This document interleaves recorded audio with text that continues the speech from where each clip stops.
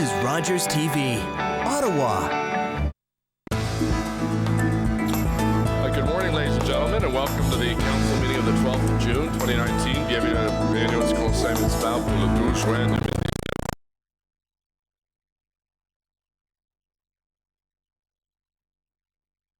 Reflection and then remain standing as Councillor Derouz will then introduce our special guest who is going to sing our national anthem.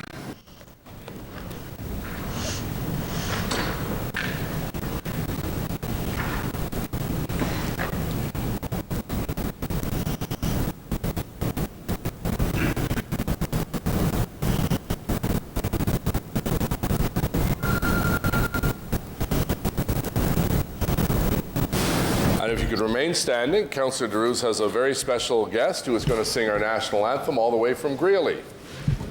Thank you, Mr. Mayor. Good morning, everyone. I'm very happy to introduce Lauren Ritchie with us here tonight, today to sing the national anthem for us.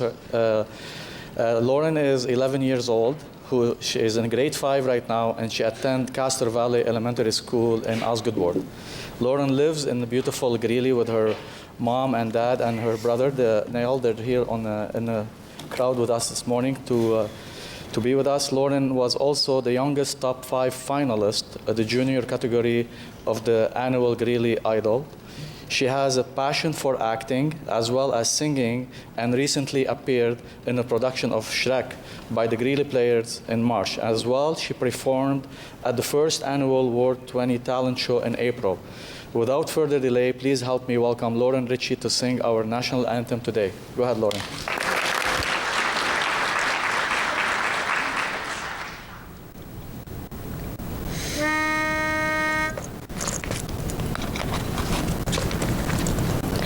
Oh, Canada, our home and native land, true patriot love in all of us command. Car ton bras s'est porté l'épée, il s'est porté la croix.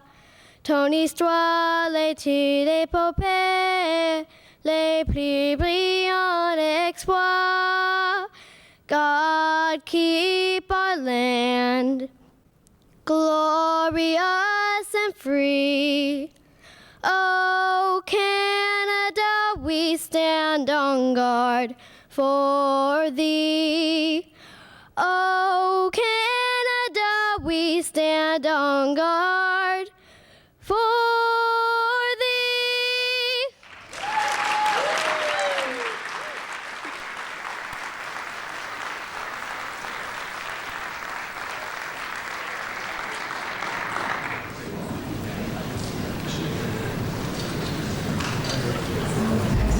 Well, Lauren, what a beautiful rendition of our national anthem. Thank you very much. I think Lauren deserves another big round of applause. Thank you, Lauren.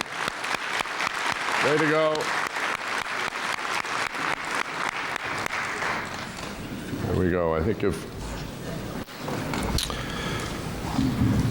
it's now my honor to invite Janet Mason to the podium for this Council's City Builder Award presentation.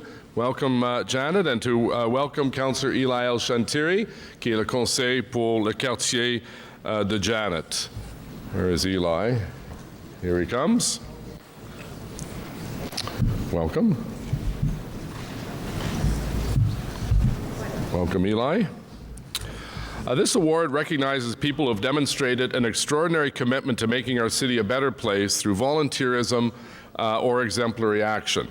Janet has been a tireless volunteer for nature conservation and has dedicated much of her time and effort to many environmental organizations and causes. Extraordinary commitment is a term that captures Janet's work and accomplishments with a very long list of conservation organizations in the region.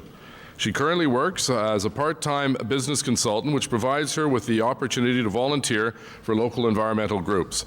Janet is chair of the Ottawa Stewardship Council, a well-organized team of volunteers fostering environmental stewardship in our community. She is chair and co-founder of Friends of the Carp Hills and has focused her conservation efforts in the area through Friends of the Carp River and Friends of Huntley Highlands. She has been instrumental in preserving the Carp Hills for the benefit of nature and the community in perpetuity, and led the development of a recreation trail system for the community on city lands in the hills. Janet is also chair of the Mississippi Valley Conservation Authority, a board member of the Mississippi Madawaska Land Trust, and vice president of the McNamara Field Naturalist Club. You're very busy. Her dedication to conservation and environmental protection is based on her understanding that natural areas enrich our communities and have many positive effects on the health, social interaction, and well-being of residents. I believe the dedication and leadership of Janet Mason, along with many people who work for local environmental and conservation groups, is incredibly beneficial to our residents, but more importantly to generations in the future. J'aimerais saisir cette occasion pour I would like to take the occasion to thank Janet for her many contributions to the community and the entire city. My colleague and your councillor, Eli El-Shantiri, to sincerely thank you for the great work that you've done and present you with the Mayor's City Builder Award. Congratulations. Come on up, and we'll go right in front here. You get in the middle, and Eli on the other side.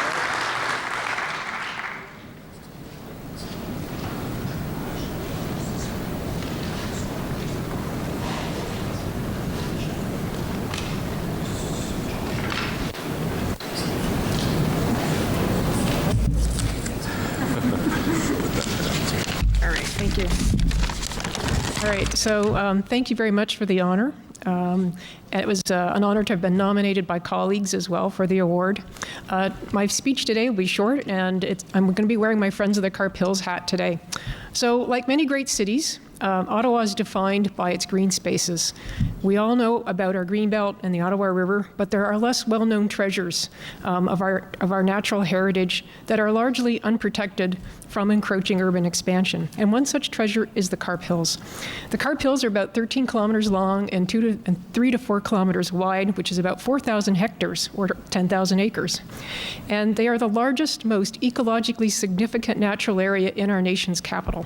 They're an island of iconic Canadian shield. They rise above farmland and new development. They're a wilderness habitat similar to Gatineau Park and parts of Algonquin Park, and they're only 35 minutes from downtown Ottawa.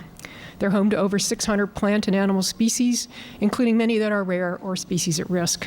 The city owns about 800 hectares or 20% of the Carp Hills, but there are no special policies in place to manage the conservation of the Carp Hills or any other ecologically significant city-owned properties, and this needs to change. And you will hear from me about this in the future.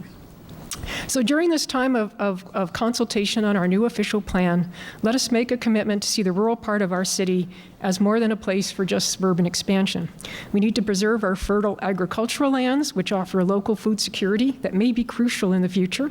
We need to protect our rich natural heritage, the forests, the wetlands, and the waterways that mitigate floods and drought, store carbon, preserve biodiversity, and offer us places for recreation and reflection. We can't get these lands back once they're gone. So just a few thank yous. First, I'd like to thank Mark Glutney and Ducks Unlimited Canada for sharing the vision of the Carp Hills to be protected for 7 generations and beyond. I'd like to thank Councillor El-Shantiri, who is always, always there for your constituents and has supported the efforts of our group since its founding in 2013. I'd like to thank Nick Stowe at the city's Natural Systems and Rural Affairs Group, who has also supported our group's work and the city's involvement in a recent acquisition with Ducks Unlimited of a private property, 440 acres in the Carp Hills. And finally, I'd like to thank my fellow volunteers at the Friends of the Carp Hills who care about preserving something special beyond their lifespans. So Ottawa, stay green and stay great. Thank you very much.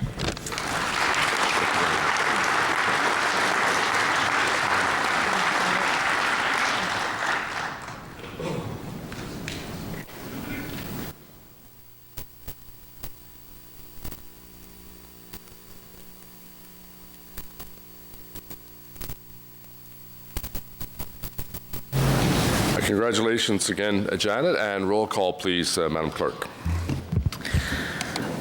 Councillor Luloff. Présent. Councillor Dudas. Ici. Councillor Harder. Here. Councillor Suds. Here. Councillor El Shantiri. Present. Councillor Gower. EC. Councillor Kavanaugh. Present. Councillor Shirley. Here. Councillor Eglai. Here. Councillor Deans. Here. Councillor Tierney. Present. Councillor Fleury. Ici. Councillor King. Here. Councillor McKinney. Present. Councillor Leeper. Ici. Councillor Brockington. Here. Councillor Menard. Here. Councillor Cloutier. Présent. Say Blais. Présent. Councillor Derouse. Here. Councillor Moffat. Here. Councillor Meehan. Here. Councillor Hubley. Here. Mayor Watson. EC. Quorum, Mr. Mayor. Thank you. Good morning, everyone. As you know, the City of Ottawa has been in a state of emergency since April 25th in response to the flooding along the Ottawa River. After 49 days, I'm pleased to announce that I've advised the Province of Ontario that the City of Ottawa is terminating the state of emergency. After 40 days in the state of urgency, I'm happy to declare the end of the emergency status in Ottawa. Of course, our colleagues who were most adversely affected and impacted, Councillors El Shantiri, Kavanaugh, as well as Councillor Blais. I also want to thank Steve Kanalakis, our city manager, Anthony DeMonte, Pierre Poirier, and Leila Gibbons for their hands-on approach during this very difficult time in the history of our city. I also want to thank Councillor Jenna Suds, Chair of the Community and Protective Services Committee, for her ongoing support and leadership. And I want to thank our city staff, hundreds of city staff, members of the Canadian Armed Forces, Team Rubicon Canada, Ottawa Volunteer Search and Rescue, the Salvation Army, Samaritan's Purse, and the Red Cross for their tireless work throughout this emergency. On behalf of our entire city, I'd like to thank the thousands, literally thousands, I believe almost 15,000, of volunteers who have generously given their time to help residents during this devastating flood. Their contributions were critical to our flood relief efforts. As I mentioned, more than 15,000 volunteers came out to the affected communities and filled over 1.5 million sandbags. Je tiens à remercier le personnel de la ville, les différents. I would like to thank the staff and the different organizations that have come to help us, and thousands of volunteers that helped very efficiently. From all service areas who helped get through the task of removing sandbags, particularly last weekend when I believe we had 600 or 700 city staff that were out there that got the bulk of the sandbags off people's private property and opened up Bayview Road, I know, and opened up parts of Britannia Park, as well as in the East End and Councillor Blais area. I'm very proud of how our city came together to support our fellow residents in this time of need. I'd also like to extend a special thanks to the city's Emergency and Protective Services Department and the Public Works and Environmental Services Department. They have been working around the clock since this emergency began in April, and we are truly thankful. Much of the heavy lifting is behind us, but we need to continue helping those affected by the floods. And we couldn't have done it without the great support of our first responders, police, paramedics, and fire as well, and particularly our volunteer firefighters in the East and the West End. La Ville d'Ottawa continue d'aider les résidents touchés. The City of Ottawa has continued to help people victims of in this floods. The challenge facing residents of our city who have lost in many cases everything, including their home, is only just beginning. So we have to continue to work diligently with those families and residents who are adversely affected to do what we can to assist with the tragedy that has struck them. As I mentioned, many of these residents went through the 2017 flood, and we're just getting their lives put back together, and then, of course, the 2019 flood comes. And in the case of Dunrobin, people were affected by both the flood and the tornado. And then, of course, we had the tornado in the East End as well. So I thank everyone who has provided assistance during this situation. Your exceptional efforts have demonstrated that we live in a caring and supportive community. I'd now like to ask Anthony DeMonte, General Manager of Emergency and Protective Services, who will speak to the city's flood recovery and demobilization efforts. Mr. DeMonte, please. Thank you, Mr. Mayor and members of Council. Merci, Monsieur le Maire. Thank you, Mr. Mayor, members of the Council. With a third update on the 2019 spring flood response, the first since the city transitioned into recovery. Since my last update 2 weeks ago, significant progress has been made in assisting flood-affected residents to begin the long and difficult recovery process. With the help of volunteers, external partners, and city staff, over 1.1 million sandbags have now been removed from private properties in Cumberland, West Carleton, and Bay wards. Grâce à l'aide des bénévoles, partenaires. Thanks to the help of the municipal staff and other volunteers, 1 million bags have been collected. Operations are winding down, and city staff diverted to assist in these efforts have returned to their regular duties. Given this significant milestone, the city is no longer asking for volunteers to help with the flood recovery. Since Ottawa has gone forward now, the city will not be asking any more volunteers for the reestablishment stage. Is now closed. The Ottawa River Regulation Planning Board is also reporting water levels are now below flood thresholds and will continue to decline over the coming weeks. These developments inform the city manager's recommendation to Mayor Watson, after consultation with the city's Emergency Operations Control Group, to end the state of emergency this morning in Ottawa. Le progrès réalisé ont poussé le directeur municipal. The progress that has been made has brought the director to recommend to the mayor to end this morning the emergency status in Ottawa. The Centre will remain in enhanced operations until Friday, when it will reassess the city's position going forward. As indicated, last week, over 600 city employees from across the organization stepped up to remove hundreds of thousands of sandbags in just 4 days. Without these tremendous efforts, the city would not be where it is today. In particular, I would like to acknowledge the staff at Public Works and Environmental Services, Recreation Cultural Facilities, and the volunteers of the Ottawa Fire Service for assisting in such great numbers. On May 31st, I shared with members of council the city's 2019 Flood Recovery Guide and Transition Plan, which established the framework to provide for an efficient recovery. Special task forces dedicated to volunteers, human needs, infrastructure, debris management made use of this work to leverage resources from across the organization, and with the help of external partners have achieved a timely and effective response. It must be recognized that staff have been working tirelessly in a state of emergency since April 25th. During this time, the city has also entered briefly into enhanced operations in response to a tornado that occurred in the city's east end earlier this month. There again, city crews were active and continued to monitor the affected area, tending to fallen trees, removing debris from roads and parks. Our external partners are also challenged this spring with multiple events occurring simultaneously. In particular, as the Mayor mentioned, I would like to recognize the incredible work done by the Ottawa Volunteer Search and Rescue and Samaritan's Purse for their outstanding contributions. On behalf of the entire Emergency Operations Control Group, I extend to city staff and all external partners our most sincere appreciation for your perseverance and expertise in the service to our city. Je tiens donc au nom de tout le groupe de contrôle des opérations. In the name of all the group, I'd like to thank sincerely the municipal staff and the external organizations for their expertise and their help. Progress rather made it in the recent weeks and days. We know that residents are returning to homes that have been devastated. These are our friends and neighbors, and they are emotionally and physically exhausted. City staff will continue to do everything possible to support all residents through this difficult next chapter. Les employés municipaux feront tout pour supporter l'ensemble. The city staff will do all that it can to help residents during this difficult stage. Flood-affected areas.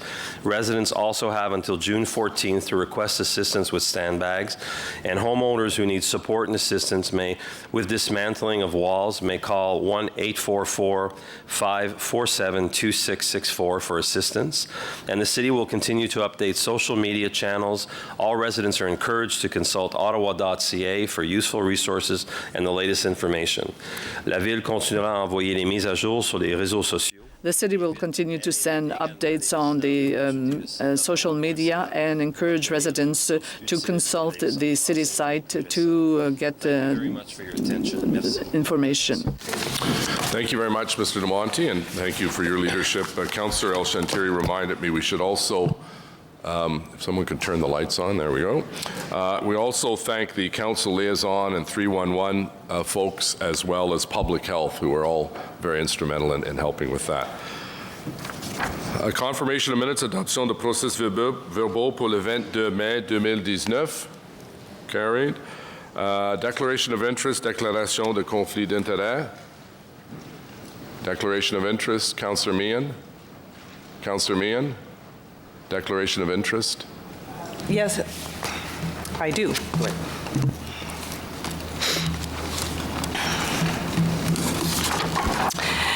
I, Councillor Caroline Meehan, declare a deemed pecuniary interest on the following motion to be considered at the City Council meeting of June 12, 2019. The Harder-Gower motion with respect to exemption from the permanent signs on private property bylaw for the communications tower at the site of Capital Funeral Home and Cemetery owned by Arbor Memorial, as my son Evan works for Capital Funeral Home and Cemetery.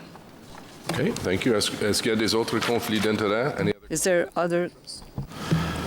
Thank you. Communications as presented. Regrets, no regrets filed to date. Motion to introduce reports. Motion portant présentation de rapport. Councillor Sud, seconded by Councillor Menard, please.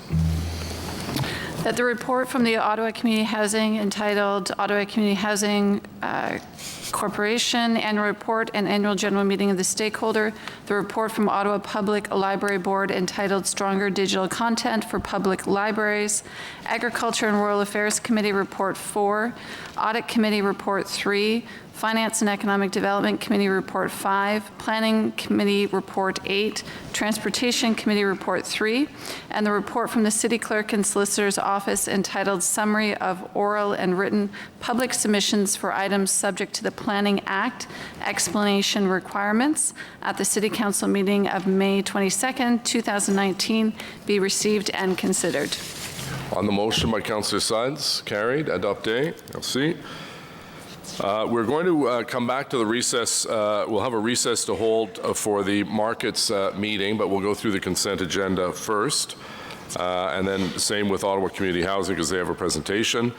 Page 4, Ottawa Public Library, Conseil d'administration de la Bibliothèque de la Ville d'Ottawa, stronger digital content for public libraries.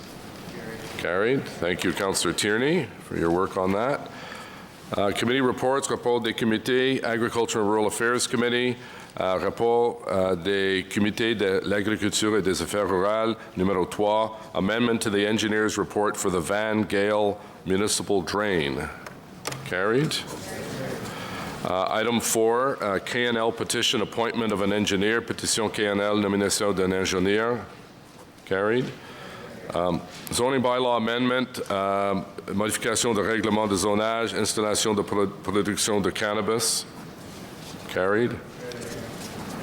Item 6, extension of bylaw 2013-199, use of all-terrain vehicles on city roads.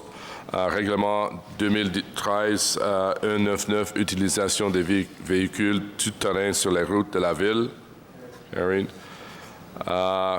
Rapport numéro 3 du comité de vérification. Report number 3 of the Audit Committee. Adopté. Rapport sur les suivis de vérification et les rapports détaillés connexés. Adopté. Finance and Economic Development Committee, report number 5. Rapport numéro 5 du comité d'audit. La ville d'Ottawa. Hold for Councillor Fleury. Reporté. Planning Committee report number 8, zoning bylaw amendment 383 rue Modification au règlement de zonage 383 rue Albert et 340 rue Queen. Adopté. Reporté. Conseillère Mécanique. City of Ottawa response to bill. Réponse de la Ville d'Ottawa, projet de loi 108. Projet de loi 108. We have a motion by Motion du conseiller Harder et Tierney qui bon, la loi a déjà réglé le problème. Je vous remercie, Monsieur le maire. Oui, dans le rapport initial, dont nous avons été saisis, il n'y avait pas de conseiller. Bon, il nous a fallu... Bon, la loi a passé l'étape de la troisième lecture. Nous mettons à jour l'information et toutes les pièces jointes s'y rapportant. C'est simplement une mise à jour de l'information. Je pense que ça figure dans la trousse qui vous a été remise. J'ajouterais, Monsieur le maire, que M. Willis et moi avons parlé aux membres du comité il y a 2 semaines, vendredi, comme le conseiller Leeper, le conseiller King l'ont fait séparément. So on the Harder-Tierney motion, carried. On the report as amended, adopté. Rapport numéro 3 du comité des transports, amélioration apportée du programme de marque sur la chausse, paving mark enhancements, carried. Mise à jour du programme de brigadière scolaire adulte, carried. 2019 pedestrian crossover PXO programme en Ottawa. Mise à jour programme de passage pour piétons à Ottawa. Item 15, Transportation Master Plan, Ottawa Pedestrian Plan, and Ottawa Cycling Plan, Scope of Work for Review and Update, Plan directeur des transports, Plan de la circulation d'Ottawa et Plan sur le cyclisme d'Ottawa porté de l'examen et de la mise à jour. All by Councillor Gower.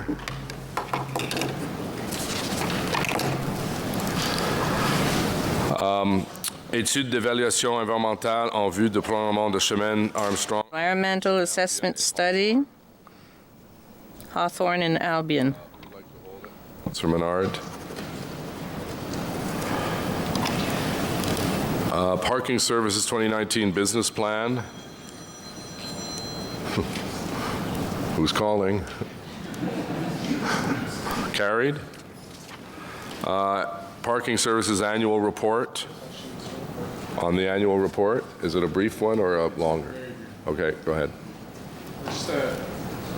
On number 18. On number 18, I believe that's in Scott Caldwell's group. I don't know if Scott's here, but I had given him a heads up, and I want to thank him for his time in between committee and now. But just for council's purposes, can you reaffirm the amount we have in the reserve account?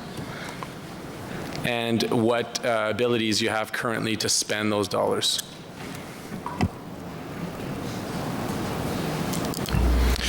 Mr. Mayor, the balance at year-end 2018 is $23.795 million. In alignment with the Municipal Act, we are constrained to spend parking fee revenues on parking-related items and things that relate to our strategy or mandate. We are undertaking a refresh of the municipal parking management strategy at this time, and we're looking at opportunities to add some flexibility and take a more strategic view towards that parking reserve fund. Thank you. Thank you. On the report received. Okay, we're now going to recess council to hold the annual meeting of the members of Marché d'Ottawa Markets. Pause pour tenir l'Assemblée générale annuelle des membres du Marché d'Ottawa Markets. And we'd ask Councillor Hume, I always refer to him as Councillor Hume. I asked him if when he comes into this chamber, does he break out in a cold sweat and want to leave? So Councillor Hume is, we're going to, yeah, so Councillor Sudds is going to actually recess the meeting, and then Chair Hume will take over as chair of the Markets Corporation. Councillor Sudds, please. Sure. Motion to recess, that council recess for the purposes of holding the annual meeting of the members of the Marches d'Ottawa Markets, and that upon the conclusion of the annual meeting, the meeting of council resume. On Councillor Sudds' motion, carried, adopté. So we're now recessed and we're in the Markets Corporation meeting, and Councillor Chair Hume has the floor. Thank you, Mr. Mayor and members of the corporation. We're pleased to be here for our second members meeting, a little 18 months after we assumed operation of both the Byward and Parkdale markets. We have a brief, oops, I'm supposed to point at Councillor Hubley. I guess not while he's walking. Oh, there we go. Sorry. We have a brief agenda for you. We have some administrative items that a nonprofit corporation has to deal with, those being appointments of our members. We want to talk a little bit about what we've done. The executive director will tell you about our year in review. We can talk about our property management. We will, because that's part of our year ahead. There's no sugarcoating it. Both the Byward and Parkdale markets are complex places, it's taken, to be honest, since we took over, not only to understand our building, but to start to understand the markets and the vendors and the complex fabric that makes both of those markets successful. So we're here to. I'm here today to talk to you with, Councillor Hubley again. There we go. With Karen Etche, who's our corporate secretary, and she's on my right. Jeff Darwin is on my left. Krista Casey, our auditor, is right behind there, and Ashley Hopkins is our property manager. And yes, we are under construction at our Byward Market building, and we'll talk about that in a minute. So we have. Oops, pointing. Oh, there we go. I just wanted to remind you of our board of directors. You see them on your screen. The only one who doesn't have a picture is Brian Chandler, and that's because Brian is in the audience. He's our treasurer, and Brian is right over there. And these are, by and large, you see the two new appointments that were made. Pam Bianconi and Marianne G. of G's Bees was appointed was brought to the board. Pam at our last meeting, and Marianne is presented here today to be confirmed. So we have some brief statistics for you. The most exciting part of these statistics are the pictures. That's our new permanent retailing kiosk that we've started to introduce into the market. It's quite an interesting way to vend, and it's part of sort of our attempts to start to elevate the experience in the Byward market. We also introduced, okay, let's go. There we go. A new pushcart vending, and that pushcart vendor, those pushcarts are actually made in Hintonburg in Councillor Leeperward's by Maker Mark. Really quite trying to come back to some of the things that the Markets Board feels is very important. Part of our ethos around our history, our connection with wood. So we're designing things not only to elevate the market experience, but to make sure that they're connected with our history. So a little bit about the year in review. We're starting to make key investments in our buildings. As you can appreciate, they are tired, and we're starting to understand the critical systems and starting to make key investments in those buildings. When you start to deal with a heritage building, it takes a certain level of, I want to say, tender loving care. Changing out something as simple as a fire panel is not necessarily the easiest thing in the world to do, but we're pleased to say that we're making some significant project not only in the building system, but in the life cycle management area, as well as modernizing some of the things that we take for granted that our building doesn't have, like accessible washrooms. We also made some a foray into trying to create or enhance our market experience. you can ring the bell. We're really excited about light rail because light rail, we think, is going to be a catalyst for really helping us enhance the market and that experience. And the last thing I'll say is that the last two things really are more about what your board wanted to do, and that's really start connecting with the farming community, understanding the farmers, farm vend, and how they vend is really important on a go-forward basis. So we actively went out and recruited to the board, and that was very important to us. The other thing that was really important was to be strong partners in the public realm study and the William Street pilot project, because we think those are key, at least in Byward Market's case, to enhancing the visitor experience and the experience in and around the Byward Market. So I just want to give you a little sample of some of the events that we had. As you know, Winterlude was in the York Street Plaza. It was quite successful. And attracted a number of people down to the Byward Market in the cold of February. The other thing I want to highlight is if you were watching CTV News yesterday morning, you'll see that we've established honeybees on top of the Bell Media building. And next year we hope to be able to give you all a sample of our own Byward Market honey.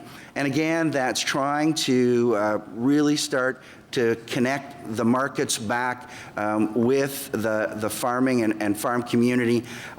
It's a small step, but we think it's an important step in really showing that we're about, or we think farming and the farm community is important to us.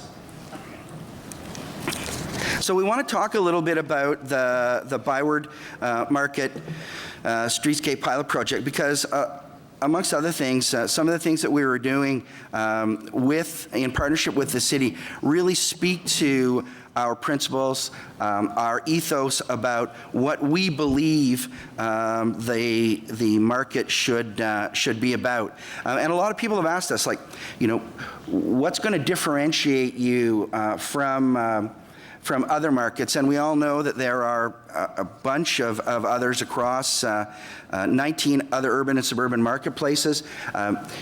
They have stands at your corner church parking lot, so there's lots of opportunities to access fresh food and vegetables.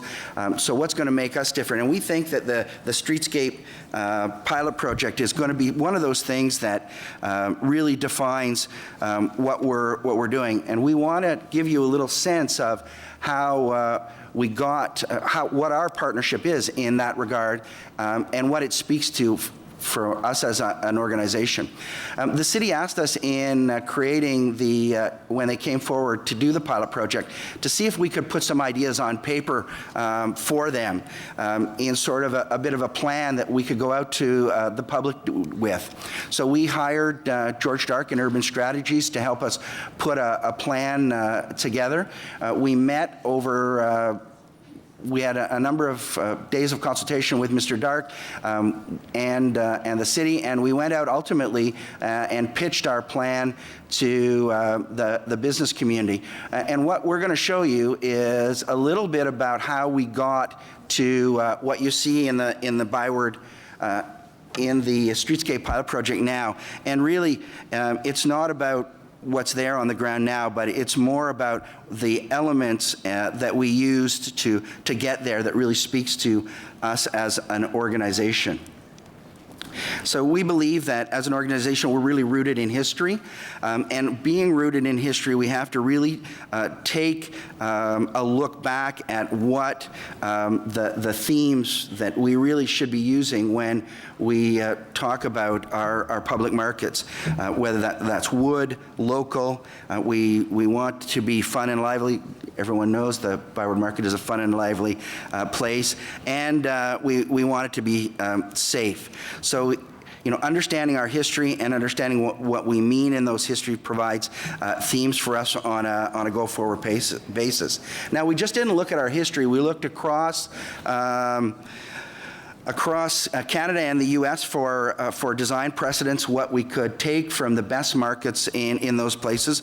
We also looked at places like Granville Island, where there is a very successful market operated by the federal government. And we also looked at all the 19 urban and suburban markets that take place in our community to see how and what would differentiate us. And we have some examples here that we used, whether it's in London or in New York City. But one of the ones that really intrigued us, and we'll just touch on it quickly, is the case of Argyle Street in Halifax, Nova Scotia. And this was their pilot, and this is ultimately what they came up with. And it's, as you can see, how the design really, it's the lighting, it's the people, it's the treatments that elevate the experience, especially on the street. And for Ottawa markets, part of our strategic direction is to improve the market experience both at Parkdale and in the Byward markets. So after all of that, we developed a set of key goals that really speak to the organizations. It's about pedestrians, creativity, making sure we have the right mix, activities, seating, pedestrian and cyclist. We want to be family friendly, and overall, we really want to be strongly rooted in our heritage and be preserving that heritage image. So I'm going to hand it over to Jeff to give you a little bit about or some of our financial context. Thank you, Peter. I do have as well with us. We need Mr. Darwin's mic on, please. Don't touch it. Hello in the booth. There we go. All right, thank you. I do have also with us for your technical questions both our treasurer, Brian, and our auditors from Welsh. But the key figure that you'll find on the P&L excerpt there is in 2018, fiscal 2018, a calendar year, with the support of many thousands of Ottawa residents and visitors who prefer the public markets, Ottawa's two public markets, we had a net operating surplus of $75,000. And in 2019, we budgeted a net operating surplus of $31,000. So we're significantly ahead of what was predicted to be the financial state of the corporation when it was established. The business case, I think, stated that we would be running, it was anticipated that we would run deficit in both our first and second years of operations. Clearly, we're able to manage and ensure that we're ahead of those two piece of metrics. So just to conclude, I want to tell you about some of what's under construction in our facilities. We're beginning construction on an AODA accessible washroom. We're the only public washrooms in the Byward market, so we get a lot of use. We really think that public washrooms should be part of the public realm study, but we're moving to establish a AODA compliant washroom this year in partnership with the city. We're investing in our building infrastructure in changing the way we manage our refuse, and again, in partnership with the city, we're investing in window and brick repairs. You'll start to see that investment in the fall of 2019. So to the year ahead, part of a significant part of our due diligence is to make sure that the operations remain financially stable. We continue to reach out and build partnerships. This year we had a really innovative partnership with the West Wellington BIA.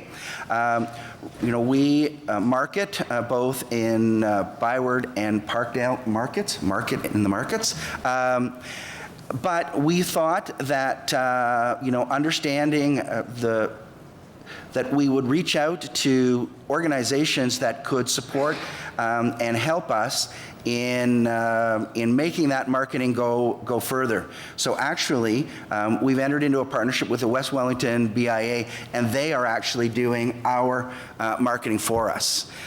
It's been a really great arrangement. Putting those dollars together means that both of our investments goes further, and it strengthens our connection back into the community and into the Parkdale market. So we're really pleased with that, and are looking at doing more of that type of partnership in the future.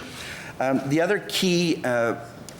key thing that we'll be doing in 2019-2020 is really taking a hard look at our building investment strategy. We're required to provide a capital plan to you, which we will do at our next annual meeting. And in that, we're going to be talking about how we renew our building, how we enhance it, where we think we can generate more revenues to invest back into the public markets, how we can enhance the public spaces both in our building and around our building, and that should yield a multi-year capital program, which we'll present to you at next June. And the last thing that we'll do, and one that's been, I guess, of interest to a lot of people, is how we're going to transition from a bylaw-based system to a more policy-based system.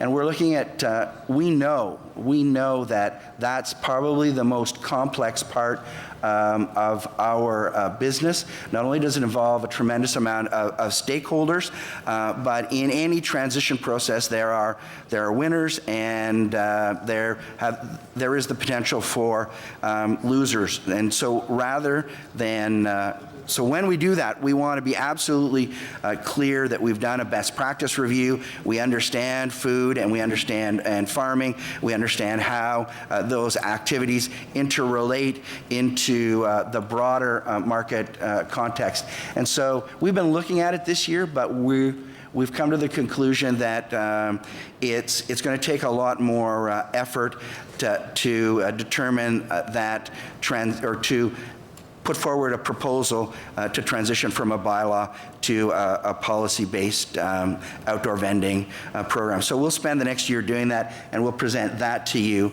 at our 2020 annual meeting. So, Mr. Mayor, that concludes our presentation. We're open to questions. Okay, thank you. We have Councillor Kavanaugh and then Councillor Brock. Well, thank you very much for that presentation. I think we all enjoy going to markets, and it's good to hear that they're thriving.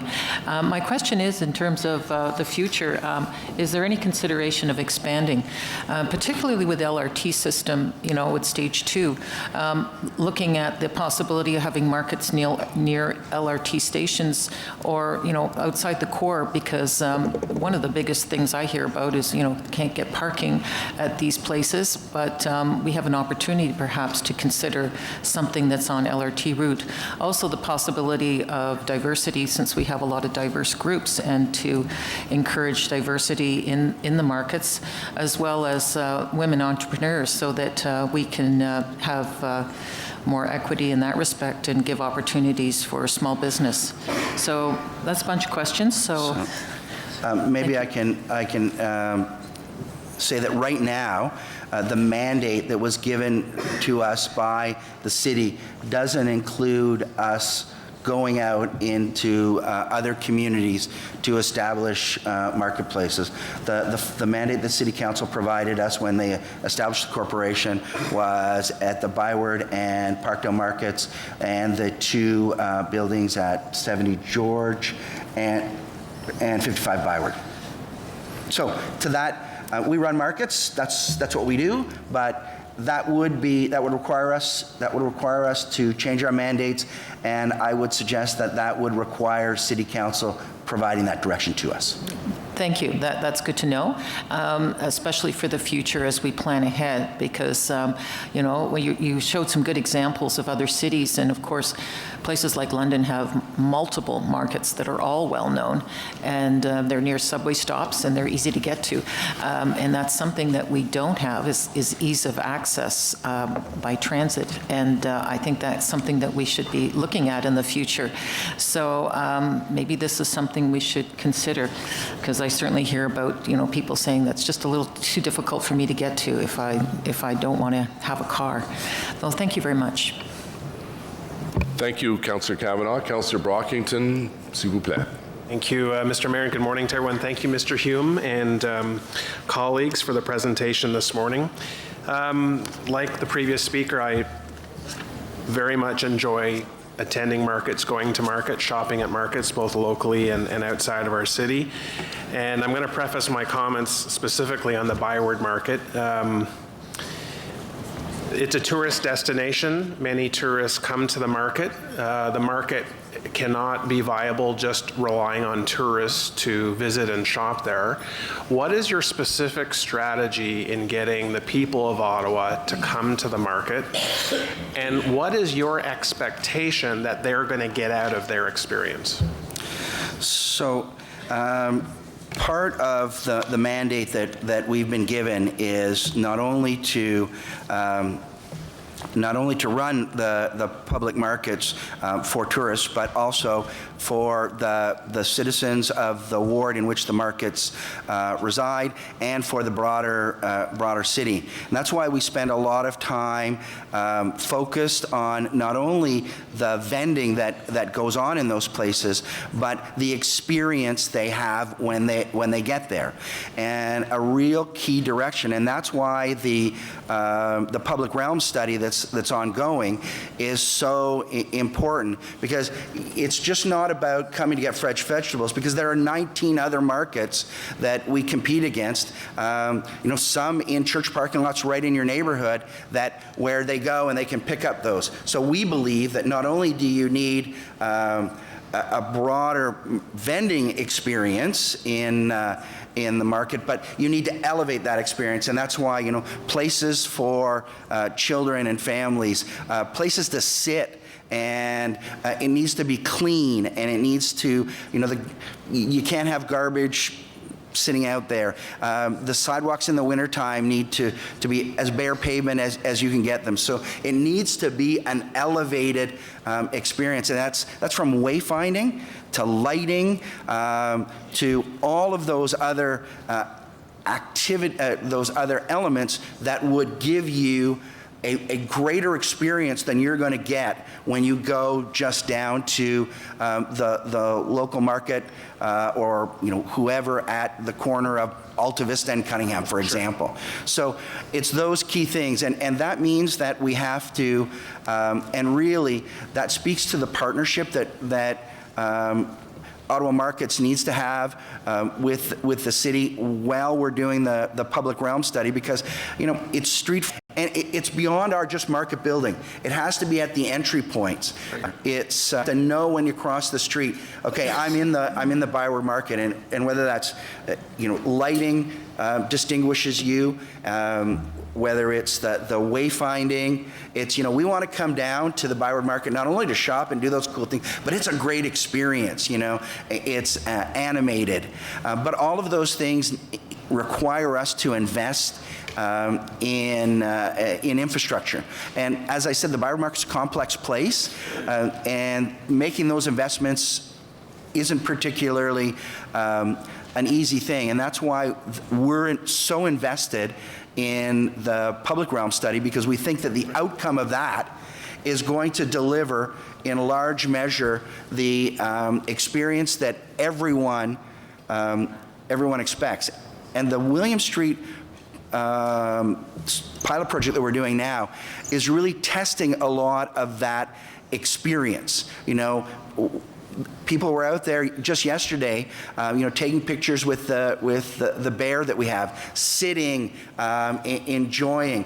But it's also not just sitting and enjoying, it's can we deliver on a cleaner experience? Can we deliver on a safer experience? Can we deliver on all of those things that will make people want to come back to the market? Are farmers and their produce in the long-term plans for the market? Absolutely. Good. Just a final comment regarding the relocation of the ice sculptures from Confederation Park to the market this winter. I found it very, very challenging as a pedestrian on a very cramped, tiny piece of land where these ice sculptures were congregated with traffic on both sides to have an enjoyable experience. There were way too many people crammed into a very tiny area, and so I'm not sure if the plans are to have ice sculptures back or a greater portion of Winterlude in the market, but there's got to be a way for sort of a safe pedestrian area to enjoy this and not be cramped in like sardines like it was this past winter. So we can give you some feedback on that. As you know, Winterlude is a joint venture between Ottawa, well, not necessarily a joint venture, but we're part of, we're a venue for Heritage Canada in that regard. So, but we can speak to that a little bit if you'd like. Sorry, it won't work. I can let you know that we realized that being a huge issue when the actual operations were underway. So I can tell you that I've been in constant communication even this week, trying to figure out if there is a better way to do the partnership with Heritage Canada to be able to expand upon that. We will have to lean upon our local councillor and also the city to help us facilitate growth in that factor if we are in fact chosen for that to come back. But it is on my agenda daily. Great. Thank you, Councillor Brockington. Councillor Cloutier, please. Merci, Monsieur le Maire, and thank you, Chair Hume, for your service to the Markets Municipal Corporation and to all the members of the board. And I note Catherine Callery, the Vice President of Destination Development of Ottawa Tourism. I think she'll be a wonderful asset, as are all the members of the board, to the market. Just a couple of quick questions. One of your slides indicated 297 outdoor vendors. I suspect that's the Parkdale Market and the Byward Market. Correct. And is that in the summertime sold out? Are all the stalls occupied? And my other question is, if not, how can we attract more vendors to the market and a variety of vendors? All right, we do have capacity to grow both the Parkdale Market, particularly along Armstrong Street, and the Byward Market, particularly along York Street East. We have capacity to add there. We have empty stalls, frankly. So we can grow that. We have a food first mandate, and it has been our ongoing challenge to have producers, more producers in the market. I can tell you, frankly, we could probably fill all those spots, all those empty spots that we have, with more artisans, but that hasn't been the feeling that that's certainly not part of our top shelf mandate, and the feeling we get from the community to add to the artisanal aspect of the market. The feedback we're getting is producers, farmers first, and that is a struggle. It is a challenge to fill those empty stalls with farmers first. I suspect more artisans would compete with some of the more permanent stores along Williams and other stores. In your efforts to get more producers, can you talk to us a little bit about the focus on local producers and how that is? So part of our challenge, and we've been talking directly to farmers about, we want you to come back to the market. What will entice you? Why would you come back? And first of all, they don't want to be undersold by vendors who go to a food terminal, for example. So if you're a grower of cucumbers, you don't want to be undercut by a vendor who goes to a food terminal. So we have to grapple with that issue from a vending perspective. Then we have the other issue is farmers do they're very creative. So, for example, one might grow wheat and bake bread, and the other might be produce cheese from an animal herd, and they'd come and vend, but they also want to they also want to put their products together and add value to them, and their families would sell grilled cheese sandwiches, for example, on market days. You're not allowed to sell grilled cheese sandwiches in the market on market days, so they go to places where they can have all of those activities. So we have to grapple with how do we change to accommodate that? What percentage do we allocate to that value added? How do you allow that to happen, but make sure that it's anchored in the farming community and not Peter Hume in Alta Vista who wants to just come and make grilled cheese sandwiches? So, you know, we have to understand all of that and all of those activities, and we have to craft policies that would allow them to happen. Right now, we don't have, the bylaw doesn't, that's in force today, doesn't allow that sort of ancillary vending, and it presents challenges in that regard. Thank you. Thank you very much for the presentation. Thank you, Mr. Mayor. There it is, Alta Vista past and present. Yes, dialoguing. That's great. Thank you all very much. So I believe I have a motion seconded by Councillor DeRuse. Therefore, be it resolved that Council, as a member of Marchés d'Ottawa Markets Municipal Service Corporation, approve the following appointments. That Marion G. be elected as Director to hold office for a term of 3 years. That Catherine Callery be re-elected as a Director to hold office for a further term of 3 years. That Greg Scott Nicky be re-elected as a Director to hold office for a further term of 1 year. That the remaining terms of the following directors are confirmed as Peter Hume, 2 years. Sunita Millington, 1 year. Lauren Kennedy, 1 year. Pamela Bianconi, 2 years. Brian Chandler, 2 years. That Welsh LLP be appointed as public accountant to hold office until the next annual general meeting of the members. Any questions on the motion? On the motion, carried. And thank you to Chair Hume and Mr. Darwin and your team for a very thorough report and very exciting plans for the future of our two historic markets. Merci beaucoup. Thank you. Okay, we're now out of recess and back to the main meeting. Reports, Société de Logement Communautaire d'Ottawa. We have Chair Fleury, joined by Monsieur Stéphane Giguère, qui est le président directeur général pour la Société de Logement Communautaire.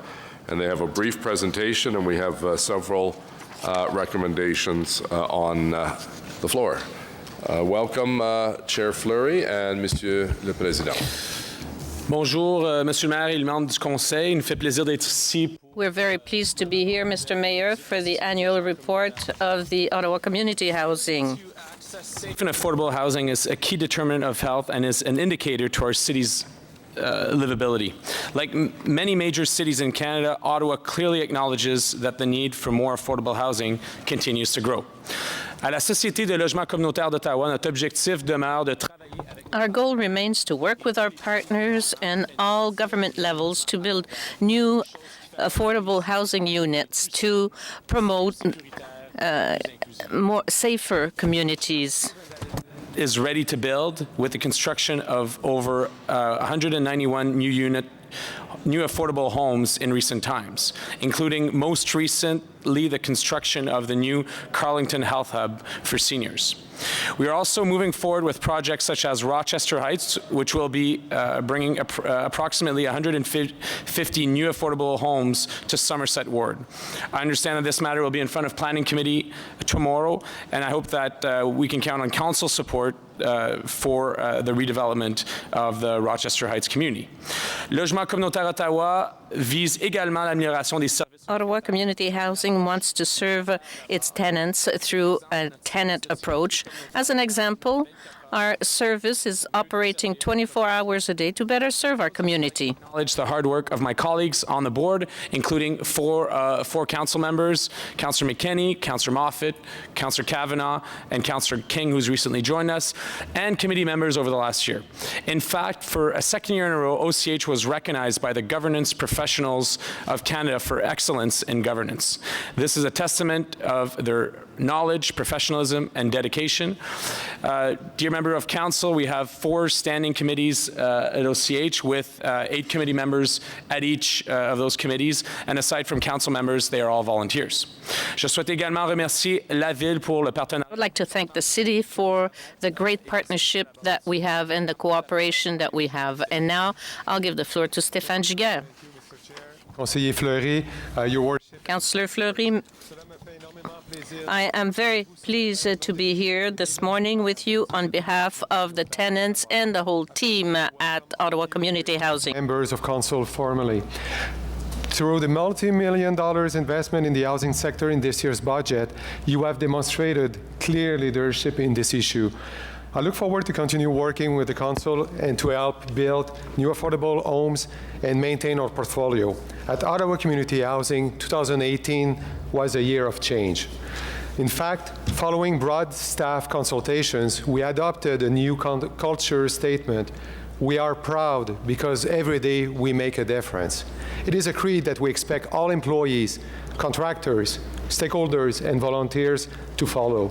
Je suis fier de partager avec vous quelques-uns des multiples exemples où la Société de logement communautaire to share with you what we have done to make a difference. In healthy, safe and inclusive communities, OCH continues to support tenants as they become more engaged.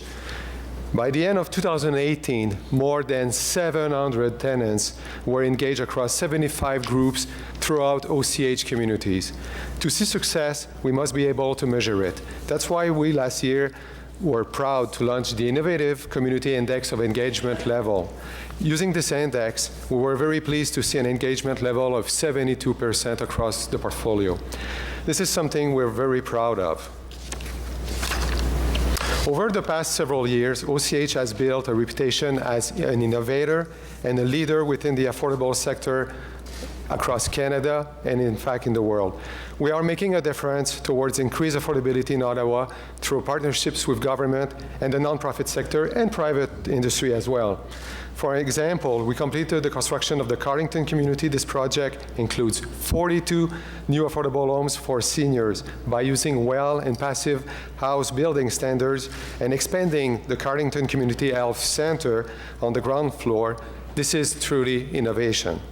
So in addition, we have other new homes that we are investing as well in capital repair.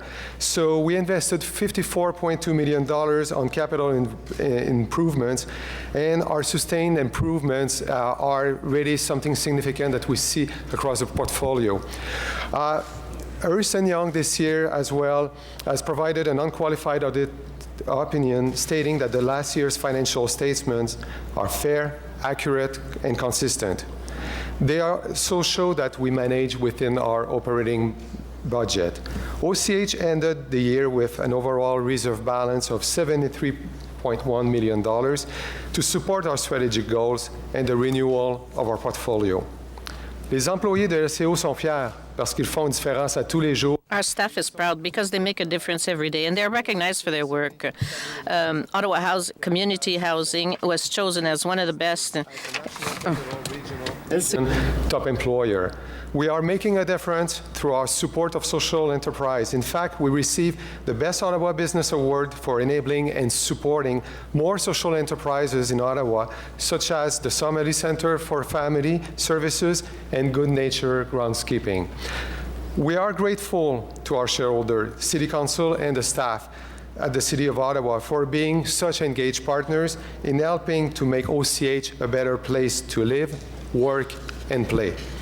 So in conclusion, again, it's through your ongoing guidance and your support that we are able to make a tremendous difference in our ability to build and invest in our buildings, home to approximately 32,000 residents of Ottawa.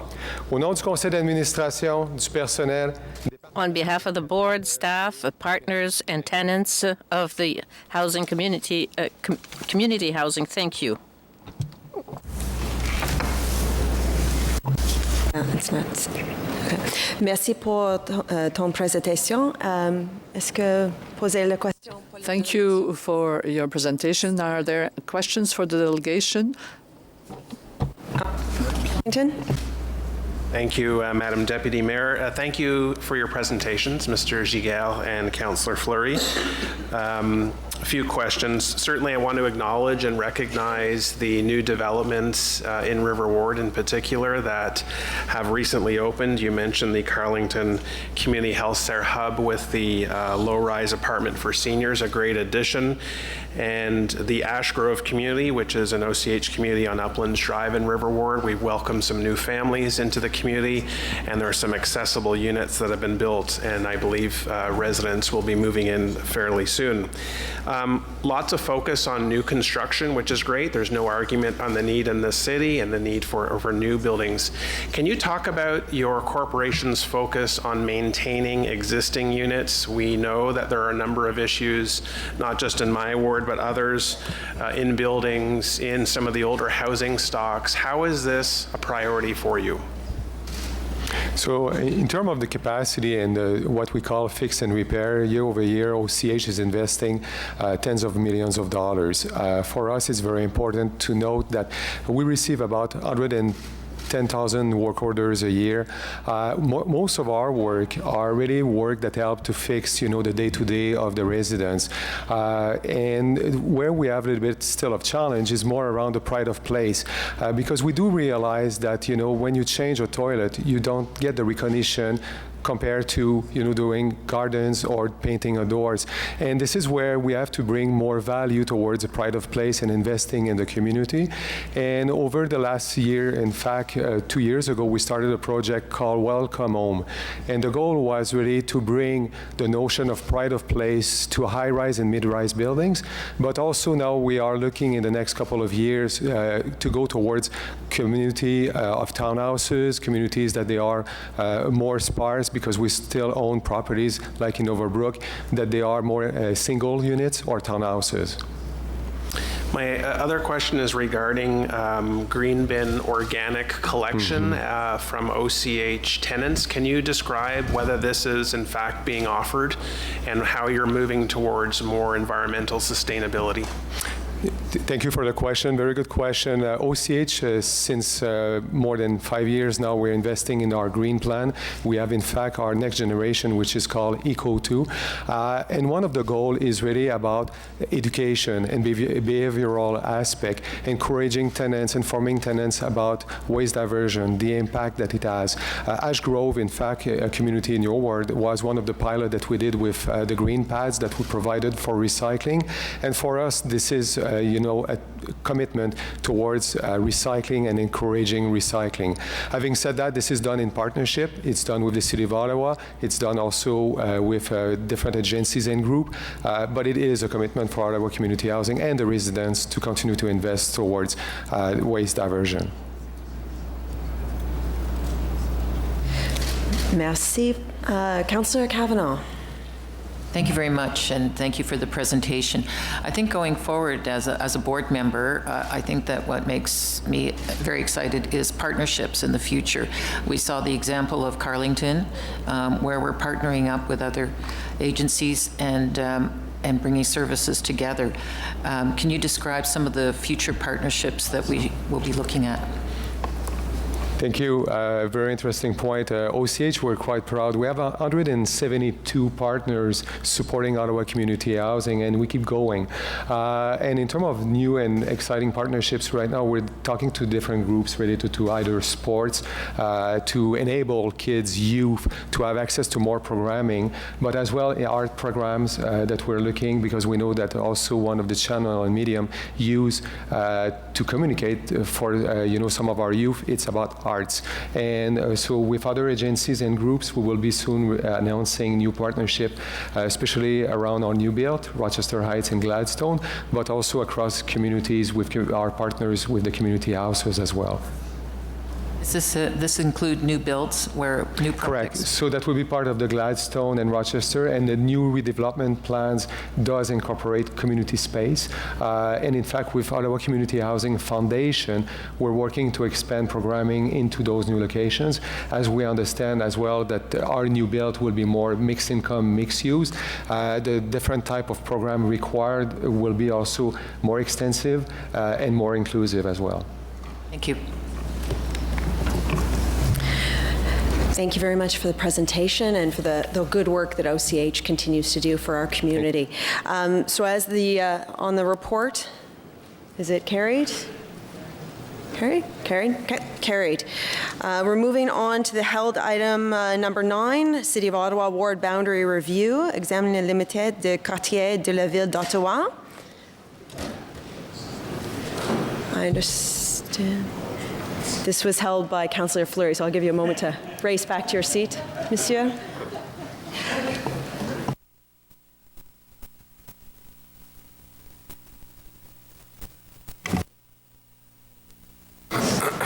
Merci, Monsieur le Maire. Thank you, Mr. Mayor and Ms. Deputy Mayor. City Clerk, Mr. O'Connor.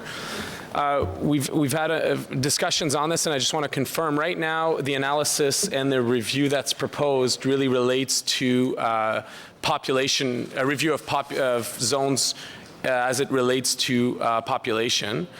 And I wonder if we have the ability to include other factors such as households, such as planning application, volume of planning applications, bylaw.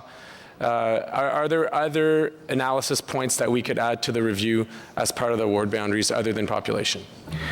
Mr. Mayor, the traditional concerns that municipalities look at with regards to ward boundary reviews, and the ultimate goal, according to the Supreme Court of Canada and the LPAT and OMB, is effective representation, which begins, as the councillors pointed out, almost always with rep by pop or some sort of essence of voter parity, which is what we try to go to. Having said that, the Supreme Court of Canada has been very clear that there are a number of other concerns and ways that municipalities should look at these things, including communities of interest, including respecting any natural or physical barriers, so the geography of your place is also important. Collective ward history is also something to take into consideration. Current and projected population growth statistics. We had a discussion at committee last week, and the Supreme Court of Canada said this is not an exhaustive list, but it would also include such things as minority representation. So while I don't know everything that might be subject to such an analysis, I believe there's an opportunity to look at such things. So as we engage a consultant, we can expand the scope? Is that what I'm hearing? Well, I wouldn't say we're expanding the scope of the ward boundary review, but I would think there would be a number of things that members of council and the public may want to share with the expert as they go forward. Thank you. Thank you. Councillor McKenney, please. Yeah, thank you, Mr. Mayor. I just want to pick up on that. I appreciate the response to Councillor Fleury, and I just want to reiterate, while I agree that some of the wards are exceptionally large and growing and can see, obviously, the reason for the review, I also want to know what consideration is given to number of households in a ward. For myself, I know that my casework is generated by the number of households I have, and I get a very large number of bylaw calls. I think that's we can see that through the reviews that we get back and the reports that we get back. I'm not arguing, of course, for a smaller ward, but I just want to again try to find a way to make sure that what we're looking at when we look at the ward boundaries and I think the communities of interest is interesting, and the history of the ward, but just want to ask if that is a consideration when we're looking at boundary reviews. Well, again, Mr. Mayor, it wouldn't be a traditional consideration based on the case law review that we provided to council on this matter. And again, having said that, I'm not aware of what the actual answer is, the number of households in anyone's particular ward at this point in time, but I think that would be something that we would look forward to looking at. Okay, I appreciate that. Thank you. Thank you, Councillor McKenney. On the report, carried. I neglected to ask Council to approve, dissent by Councillor Moffat, to approve the bulk consent agenda. So on the bulk consent, carried. Thank you. Next item that's been held is rapport numéro 8 du Comité de l'Urbanisme, Planning Committee report number 8, zoning bylaw amendment 383 Albert and 340 Queen, modification au règlement de zonage 383 rue Albert et 340 rue Queen. Councillor McKenney, please.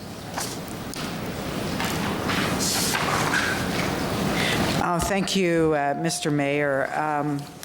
This application, I'd raised concerns on a couple of matters on this application, and when it came to planning, the issue of affordability and the commitment to any affordable housing was discussed.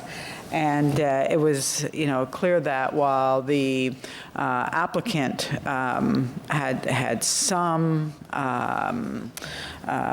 was looking at some provisions for affordability, there's nothing today that is signed, that is no agreements for affordability, and we know that the downtown core is severely lacking in affordable rental housing, and we have within our official plan, we are always looking for at least 25% of new housing to be affordable. So I just wonder if staff have got any commitment from the applicant that we will see some affordable housing at 383 Albert.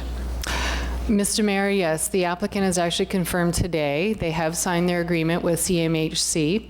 The minimum grant amount is 72 units, and they're actually going to be providing 300.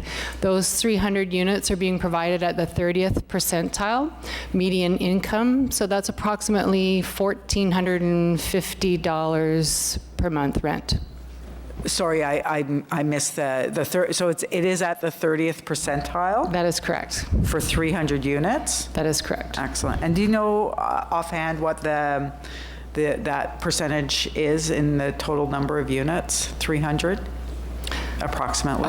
I believe, just one sec, we have that information.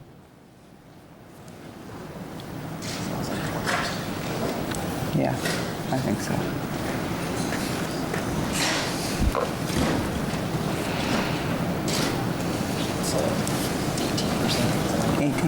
Okay.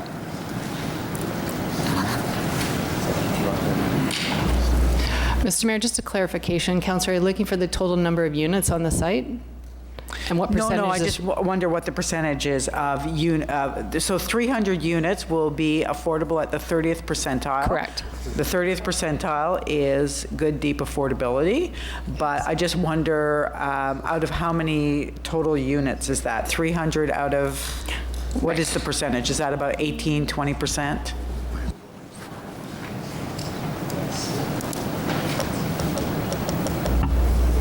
We're just clarifying. It needs to be a minimum of 20%, but in fact, with the 300 over the 72, it's more than the 20%. Okay, that's what I wanted to know. Thank you. And we do have that signed agreement then for the rental financing initiative through the CMHC? Mr. Mayor, that is correct. The applicant has indicated they have signed that agreement. Okay. And do you know, in terms of staging, because there are 3 buildings here, if only one goes up, could none of those have affordable housing? Could it possibly happen just all at the end? Because that's what's happened down at LeBreton Flats East. Mr. Mayor, it'll be in the first building and only in the first building. Okay. Thank you very much. Thanks, Councillor. Councillor Menard, please, on the same issue. Thanks very much, Mr. Mayor. Really happy to hear about the affordable housing commitment today that they got. That's fantastic. With regard to the parking spaces on the lot, I know there's already some parking there, and they're moving some underground, but it strikes me as quite a lot. I think there's 360 or 359 parking spaces going in a 4-level underground garage. This is right along LRT. And obviously, our downtown moves study that exists, the recent moves to reduce congestion in the downtown. I think those are positive things, but we're adding, we're having a lot of parking going into this place when it's right on the LRT. So is there some rationale for why there's so much parking being allowed here, given that I know there's a parking lot there now?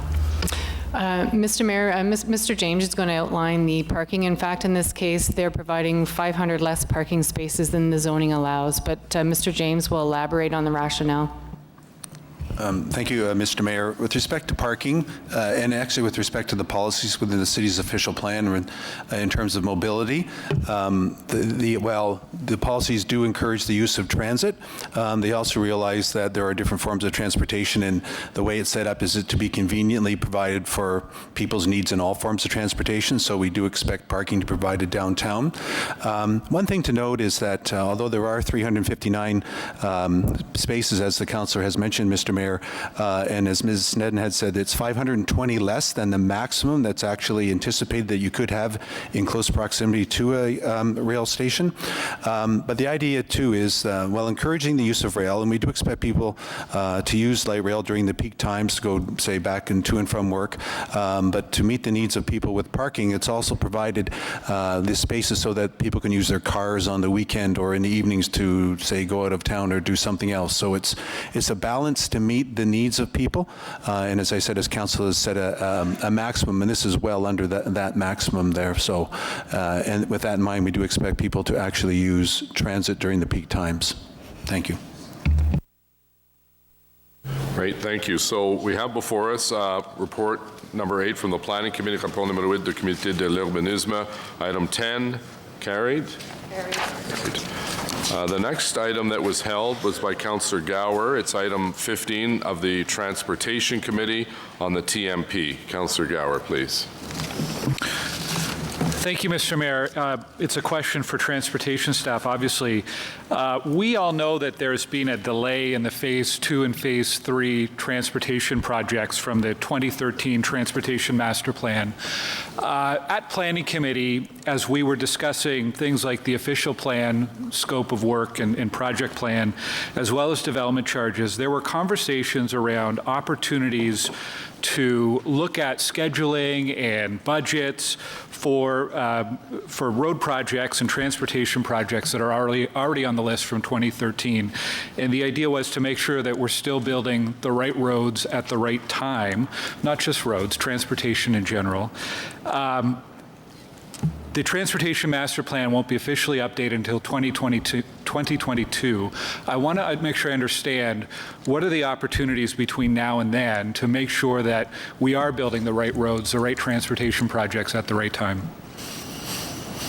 Yes, Mr. Chair, the councillor is quite right, and the wording is very important, building the right infrastructure at the right time.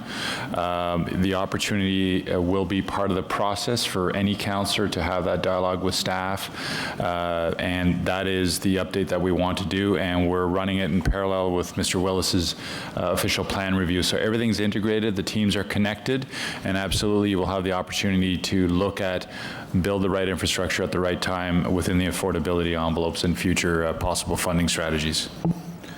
Okay, I know my colleagues, many of my colleagues know my particular interest is in Robert Grant Avenue, which originally we were looking at early in the 2020 to 2025 timeframe. I understand now that's well beyond 2031, and it's causing a lot of issues for my residents in terms of their ability to get around the ward. It's a road project, it's a cycle track, it's a future rapid transit. I'd like to direct staff that you look at every opportunity possible to implement future phases of Robert Grant as early as possible within the context of the TMP road project priorities and affordability analysis. Yes, Mr. Mayor, we can undertake that, and we anticipate that other councillors will have these types of requests. And again, the wording is important. It's not about queue jumping. It's about the right build at the right time.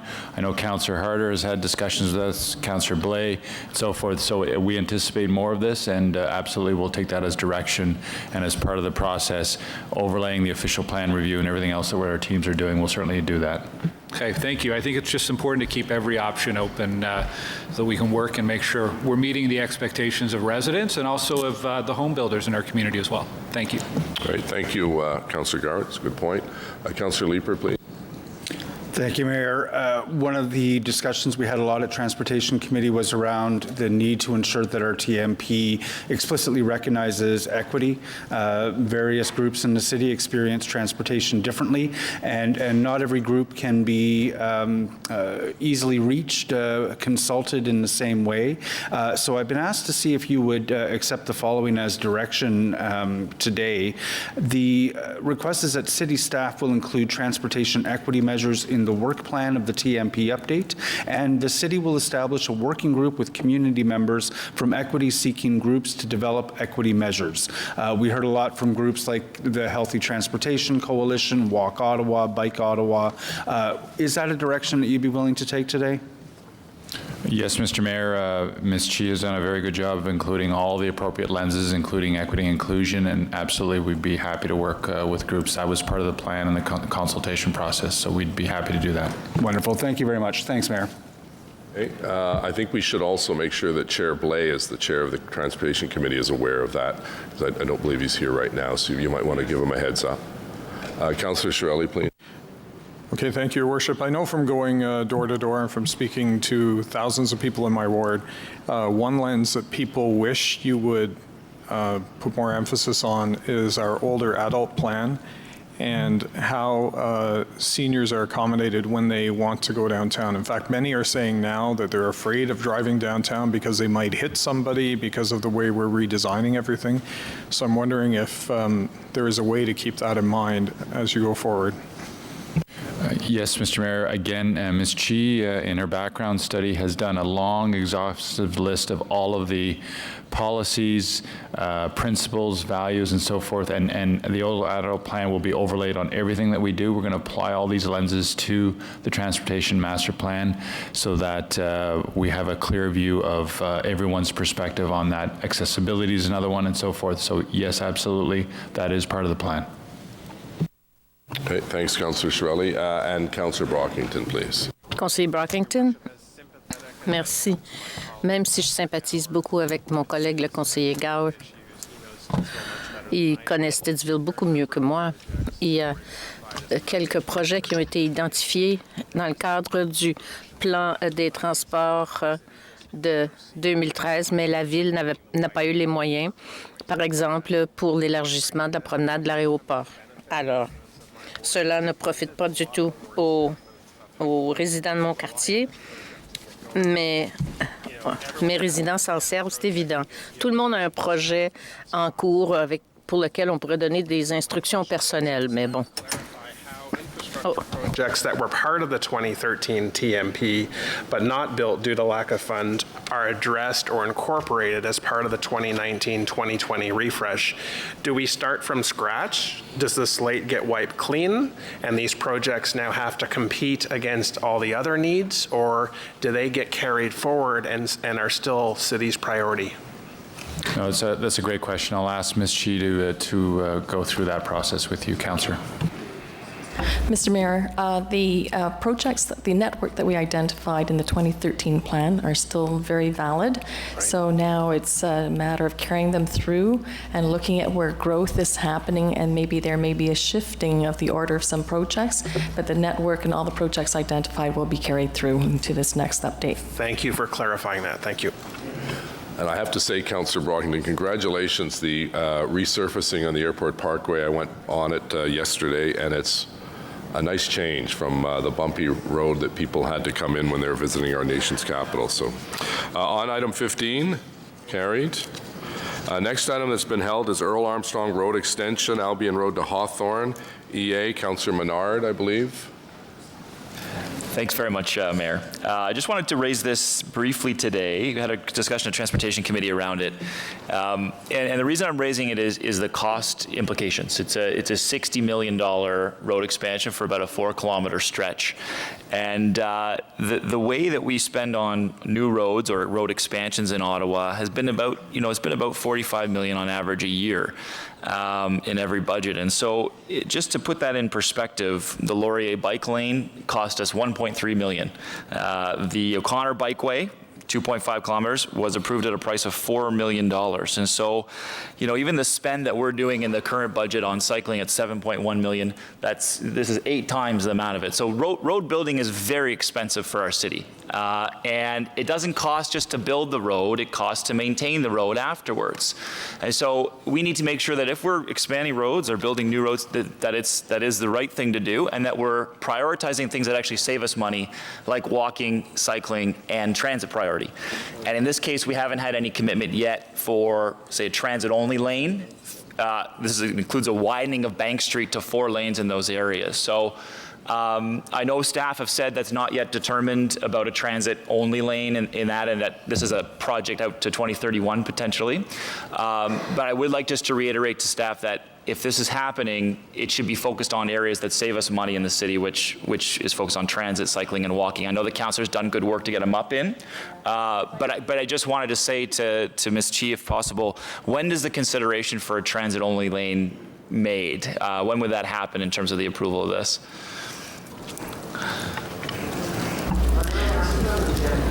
Earl Armstrong. No, well, in general, but I want to know in terms of Albion Road. Ms. Chi has the answer. Thanks. Mr. Mayor, we consider all those, what you say, transit-only options as part of the package of alternatives to solve a traffic issue in the area. So that was done at the start of the EA, and transit only corridor was deemed wouldn't resolve all the issues. So that's why you have before you the recommendation of a the extension of 4 lanes. However, converting it in the future, we revisit this when this is about to be built, we can look at whether HOV or transit lanes make sense, and that's just an operational change. It does not require an EA amendment, so that can be considered at another time. But the work has been done, and we're recommending to you a 4-lane roadway. This roadway also contains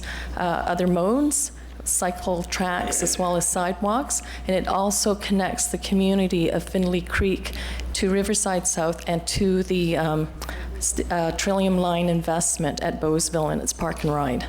Yeah, and I realize that. I've seen that. The congestion there is bad right now. But the congestion over a number of years when this is implemented will be the same. We're not going to reduce congestion unless we get other modes of transportation in there and focus on things like transit priority lanes. That's the concept of induced demand. And it's why, in my view, we spend too much money on new road building and not enough on those alternative modes of transportation, of which cycling is the fastest growing mode of transportation. So I just wanted to raise this. I'm going to dissent on this item. I know the councilor's done good work on this, and we've had a good conversation about it, but I just wanted to raise this here today. Thanks. Councillor Blais, please.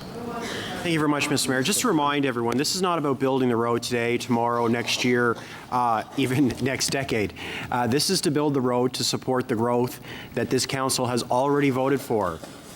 About a month ago, maybe 6 weeks ago, several subdivisions in Riverside South were up for debate and approval. And I stand to be corrected, but I believe every member of the NDP caucus voted for those.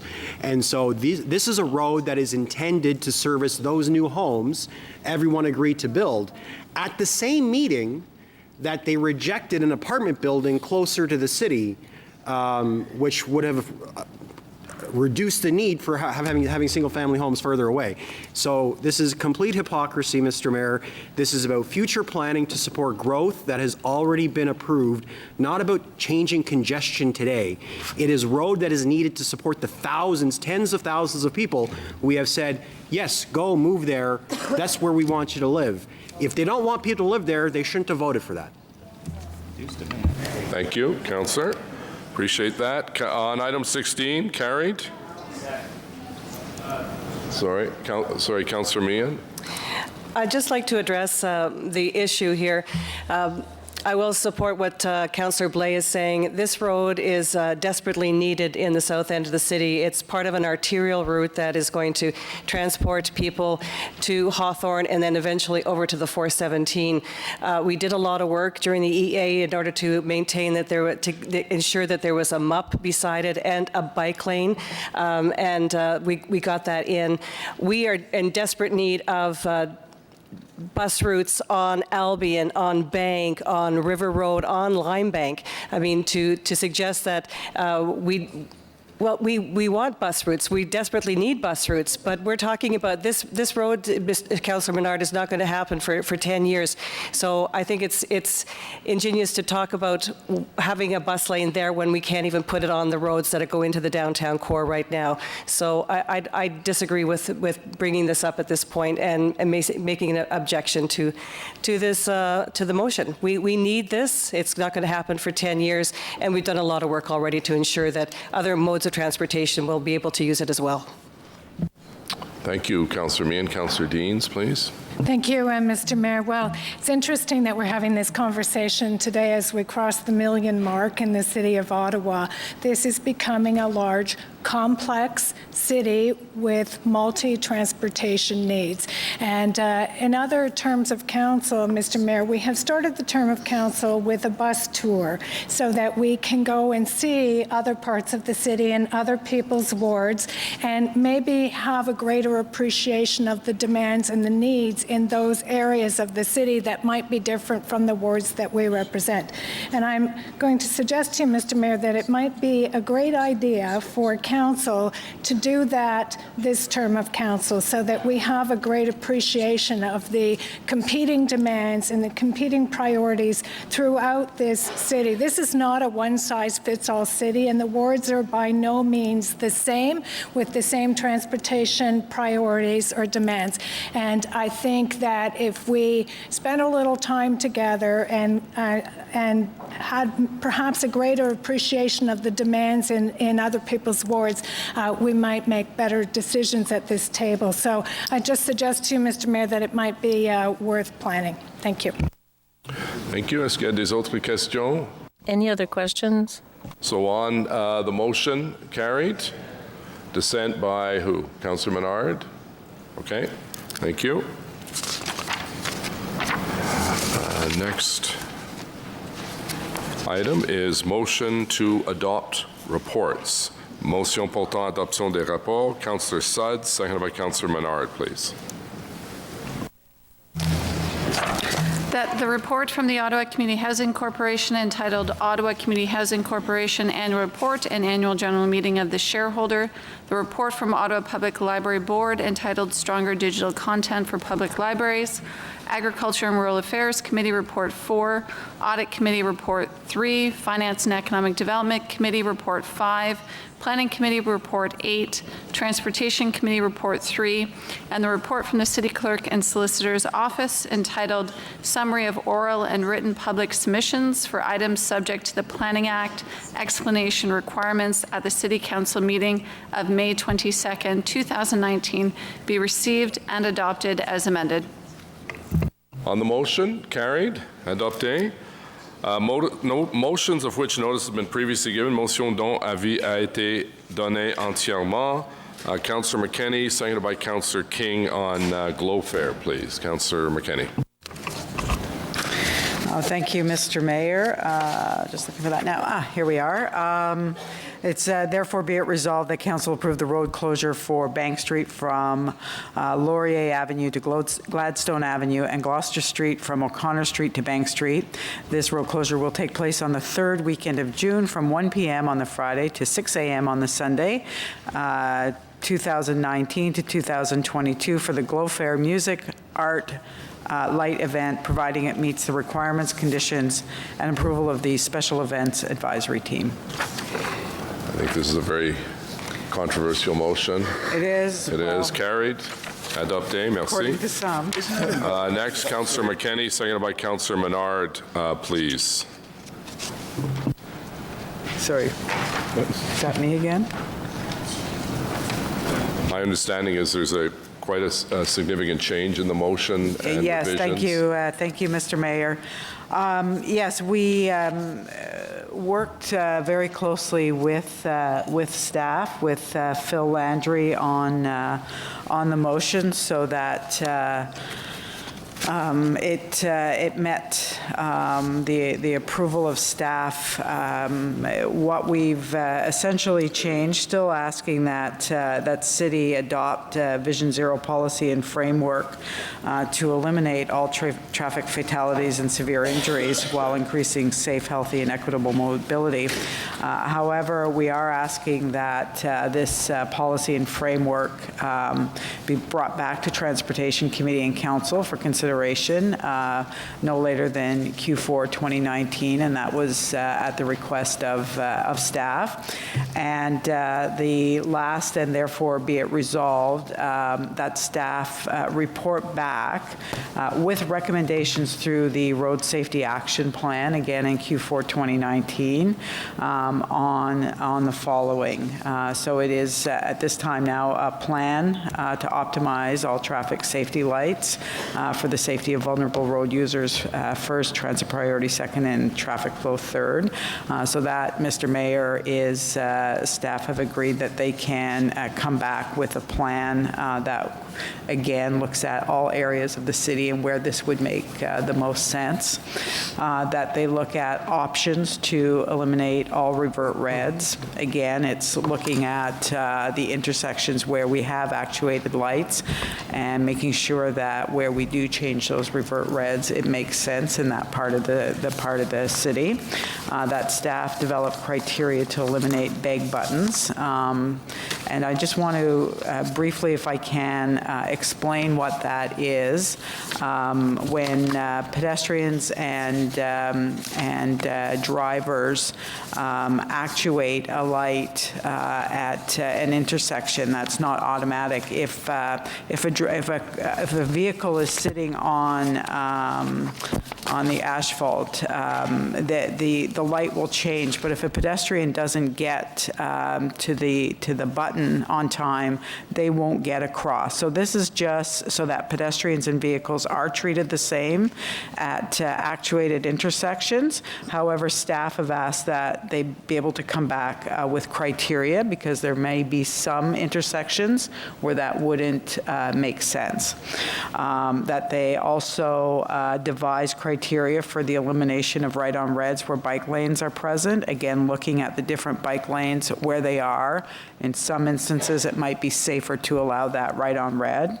That they identify the floating bike lanes, similar to the one that where we saw the death a couple of weeks ago, and again develop criteria and a plan to convert any. That they develop criteria and devise a plan for painted bike lanes that meet this criteria, that they are converted to safe, segregated, protected bike lanes, and that they review the requirements and costs to accelerate and implement the entryway measures for a gateway speed limit of 30 kilometers an hour on residential roads in the urban core. And that last one, Mr. Mayor, is, I think that we already have, as you well know, a policy for gateway measures, but they're slow to be implemented. I hear from residents a lot, especially during the nicer weather, that they really want to see their residential streets become 30 kilometers an hour. So this is just to staff to review those requirements to see if we can't accelerate that. Okay, thank you. Excuse me, Councillor Blais, please. Thanks very much, Mr. Mayor. It's interesting that the motion's been rewritten, because the first version was so coherent and impossible to actually deliver on. As everyone at Council knows, and for the benefit of those listening or for the media, the Road Safety Action Plan is already on the agenda for Transportation Committee, and it's on the agenda for this fall. And as we did today, we've already approved the beginning of the Transportation Master Plan. And so it's not entirely clear to me what this motion does. So with Councillor Hubley, I'm going to introduce a motion to refer this with respect items with respect to Vision Zero and other items indicated in the motion to report back to the Transportation Committee as part of the Road Safety Action Plan or the Transportation Master Plan where appropriate. Okay, so we now have a motion of referral which takes precedence, so people are able to talk just on referral now. So Councillor Brogdon, you wish to speak to referral of the motion to the Transportation Committee? Go ahead. I do, and once we deal with this matter, I can speak on the main motion. If it's not referred, I can go back and speak on the main motion. Yeah, if it's referred, it's back to Transportation. Understood. If not. So to staff, we have a dueling banjo scenario. I'm looking for your input on where the content of what is being pursued by Councillor, where is the most appropriate place for staff to report back? I concur with what Chair Blais was saying, that this has already been on the work plan. It was coming forward, so the referral of it is the right place for it. And the timelines, just to remind me, when would we see recommendations at that point? Where's Mr. Landry?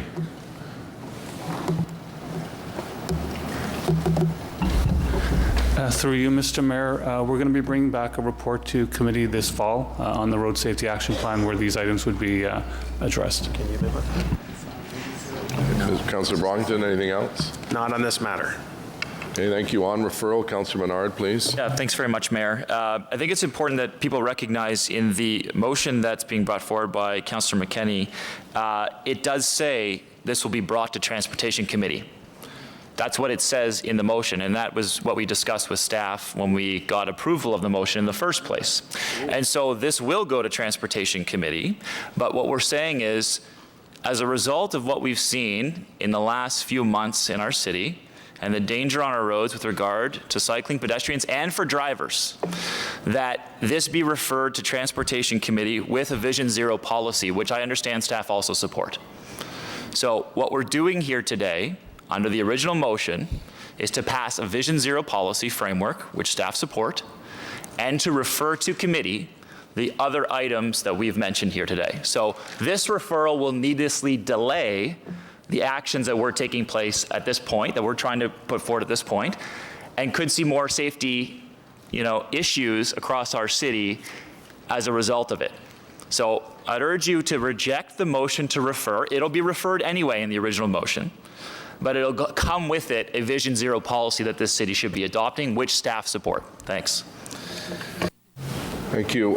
Councillor Fleury. Merci, Mr. Mayor. Est-ce que je pourrais avoir un commentaire? Could I have Mr. Manconi's comment regarding what the motion is accomplishing, according to you?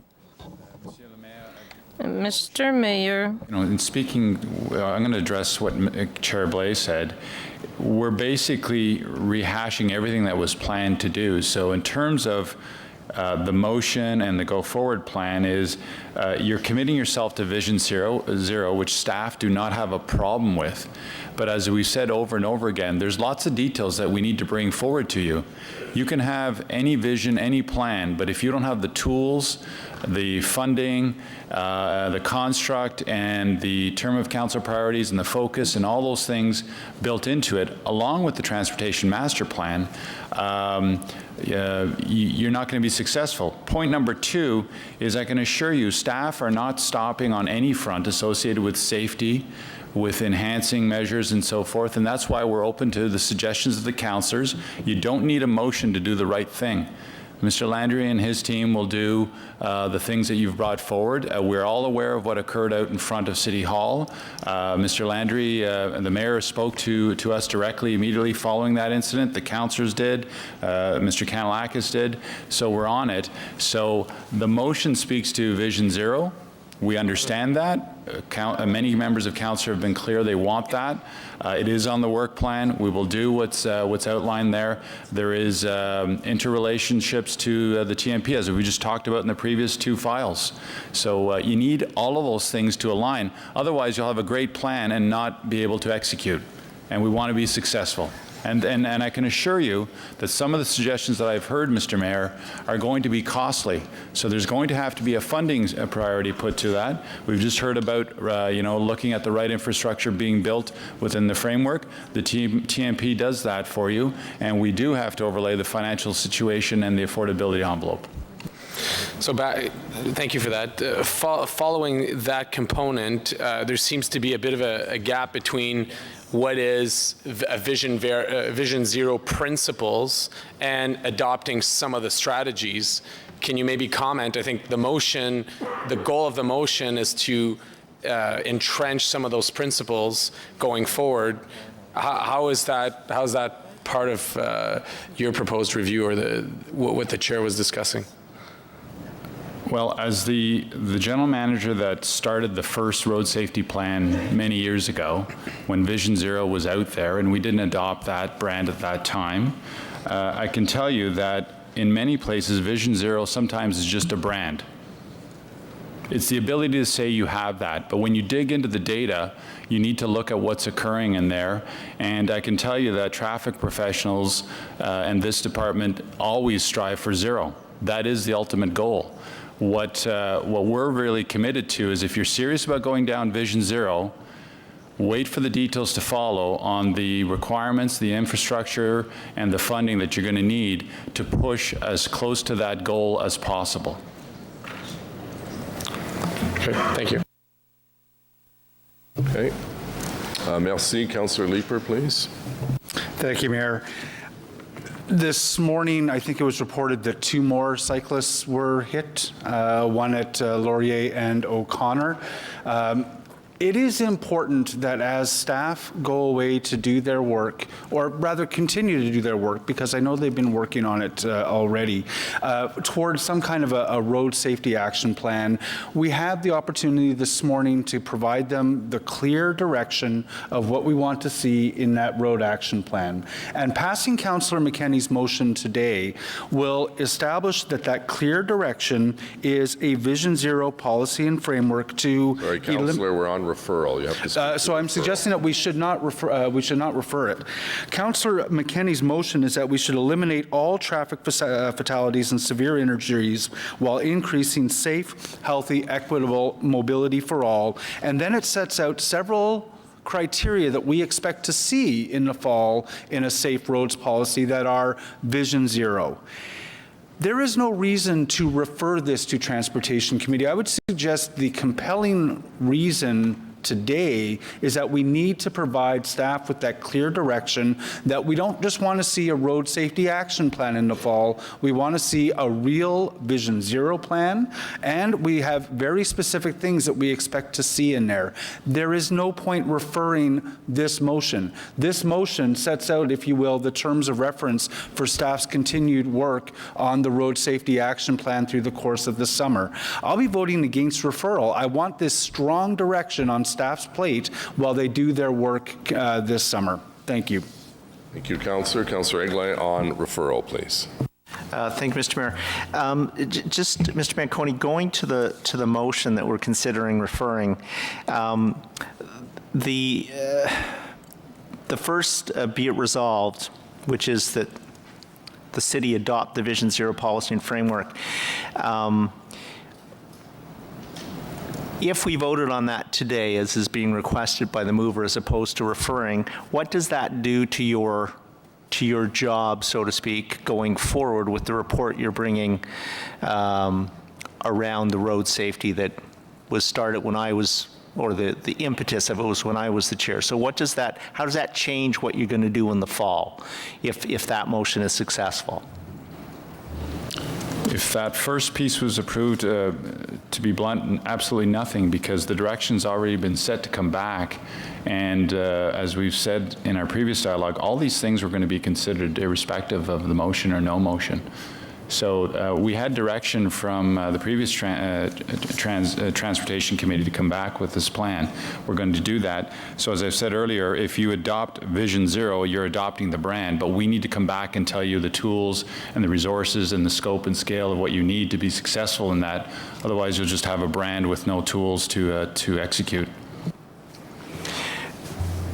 So again, to follow up my question to you, so when it says adopting the policy and framework of Vision Zero for the city, is that something that you're, how can I put this? Is your concern that this motion, if it goes ahead today, is akin to putting the cart before the horse? In other words, we're adopting the policy before you're going to tell us what that practically might mean or what that practically might cost? Is that the concern? I'm just trying to figure out, because your first answer was it'll mean absolutely nothing, right? So I'm just trying to, at the same time, you seem to be suggesting that we should refer.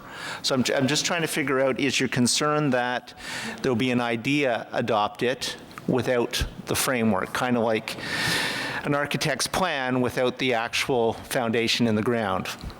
You're absolutely correct. Yes, that is the concern. You just have a brand with nothing around it, no details and no plan.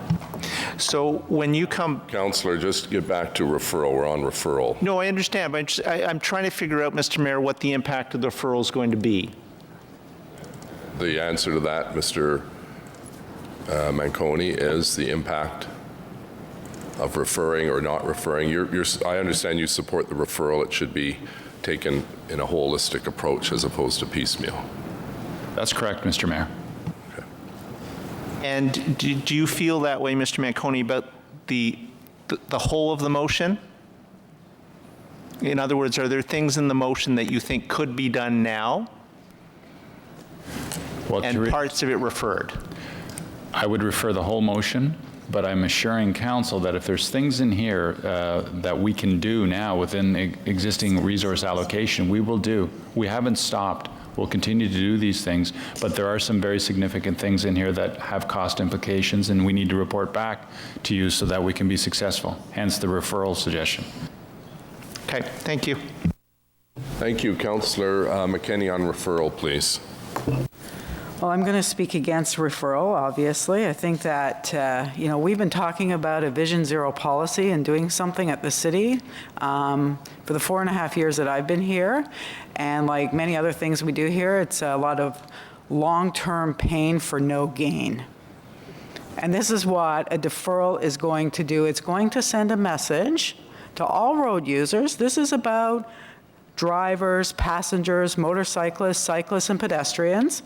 In 2014 to 2018, we had over 140 road deaths on our streets. In the last 4 years, we've had 136. They're not going down. We normalize road deaths in this city, and we allow them to happen. And all this is going to do is refer it for another couple of months, and we will end up, we are asking for it to go back to Transportation Committee. I actually sent a message to the chair asking if he would like it to come to the last Transportation Committee, and got a note back on the day before saying sure, when it was too late to put it on the agenda. So I've been doing everything I can in the 4.5 years that I've been on this council to ensure that we have what is a real policy with real actions, real targets, and ways of reporting back on deaths on our street. And all the referral is going to do today, this is very, very clear. This will go back to Transportation Committee. It is asking for criteria, for plans. We're not tying staff's hands to anything here today. All we're doing is saying today, if we defer this today and we don't pass this motion today, we are saying, you know what? It's normal. It's normal for deaths to happen on our street, and it's going to continue. And we're going to just keep doing the same thing and expect different results. So I would encourage you, after all of these years, to take a stand as a council. You heard Councillor Deans. We live in a big city, and we have different needs across this city, and we're a growing city. We hit 1 million people. Other cities have done this, and it has worked. It does not have to be a framework without real actions and real targets. It can be, but it does not have to be. There are areas, and to argue that, we have a low percentage of deaths on our roads won't do it. Who around this table will give up one of your family for those numbers? Who? It's not 0, it's 1 or 136 over the last 4 years. Councillor Luloff, please. Mr. Manconi, I'm hearing that baking these tenets of Vision Zero into the TMP will ensure that we have long-lasting change, whereas this motion, we may not achieve what we're looking to achieve with this motion. Is that correct? If your goal is 0, then put it there into the TMP and do it comprehensively and make sure that this council funds everything you need to get to exactly where Councillor McKenney is talking about, because otherwise you just have a plan that's not funded and not supported. And let's say we were to vote not to defer this and we were to vote for this motion. Is there any difference in the timeline that we'd be able to achieve these resolutions? Is there any difference in the timeline between deferring it and dealing with it with the TMP process, or voting on this motion today to pass it? Would there be any difference whatsoever in the timeline of our ability to achieve what this motion proposes? Well, again, I think there's some in here that we could do within existing allocations. There's some that will require significant investments. And so it depends what your ultimate goal is. If it's 0, then do it in a comprehensive fashion. And I can assure you that, again, staff will do on any of these if they can do them. But there's some very significant things that are listed here that will require a lot of resources and commitment and public dialogue also. Okay, I look forward to hearing about what we can do in the interim to improve cycling safety, and I really, really appreciate your time. Great. Anyone else on referral? Councillor Meehan. Thank you. Mr. Manconi, can you tell me, you just said it's going that some of the things, if we adopt Councillor McKenney's motion as is, it's going to cost us a lot of resources. Can you just elaborate on that? I'll get Mr. Landry to correct me or to adjust, but the floating bike lanes, elimination of all those, I'm assuming you're going to want to get fully segregated lanes. Those are very expensive to do. Just the one in front of City Hall is complicated and costly to do. So if you're looking at getting those things done, and then even things such as eliminating the bag buttons. Yes. Sorry, what's your point of order? Thanks, Mr. Mayor. On the point of order, the motion is not saying it'll be doing those things until criteria are developed, which is exactly what staff have worked with us on. I want to be clear. Councillor Meehan is entitled to ask a question to staff, and she has asked the question, and Mr. Manconi has the floor. Yeah. So Councillor Meehan, your question is very important, because to exactly that point, Councillor, if you just want us to study to say we can do things, we can study to do things. What I thought the tone and the discussion, to Councillor McKenney's point, was do things. I can develop a plan on how to get rid of all the floating lanes. It's, do you want to get rid of the floating lanes? And the other things on this list is just studying things. If it's just studying things, we can do that very quickly. I thought what I heard was you wanted action, so you get down to 0. I guess I'm confused then, because the original motion is to refer it to Transportation Committee and to come up with criteria. That's. Okay, we're on referral. Okay, we're on referral. Okay. What you're saying is if we go with the original, it's going to cost us a lot of money. I just found that to be complicated. Okay, I think I'll stop here. Thanks. Okay, thank you, Councillor Meehan. Councillor Gower, please.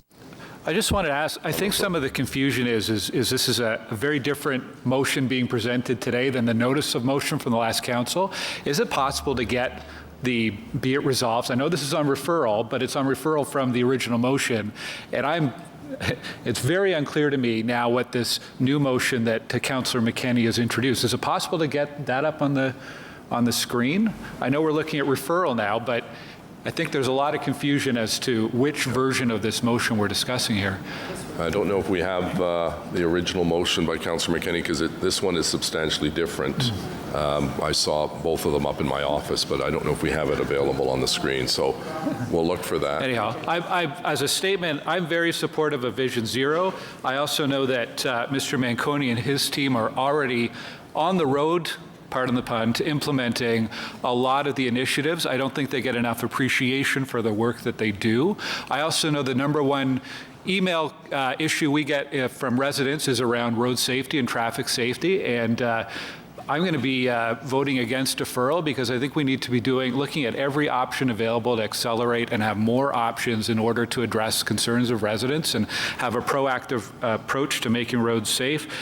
I also think it should be coming up from Transportation Committee to have that discussion around the resources and costing. So I'm a little bit conflicted as to which way I'll vote on this, but I'm leaning on the side of voting against a deferral, and I'll leave it at that. It's referral, not deferral. Referral, thank you, not deferral. Okay, Councillor Cloutier on referral, please. Just to remind everyone, Councillor, to follow up on Councillor Gower's question, in the package that we were sent on page 20 and 21 is the original motion, and the one that's been handed out today is the current motion. So you can see, Councillor Gower, the current motion is before us, but the previous motion that Councillor McKenney and Menard tabled is in your booklet on pages 20 and 21.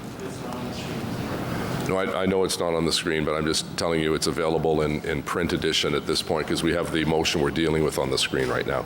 Excusez-moi, Conseiller Cloutier. Merci, Monsieur le Maire. Yes, on referral, and just following up on Councillor Gower's question, Mr. Manconi, is it, with the principles that are enunciated in Vision Zero and that Councillor McKenney has put a little bit of flesh on, put a little bit of details on today, are there differences between that and the city's strategic road safety action plan?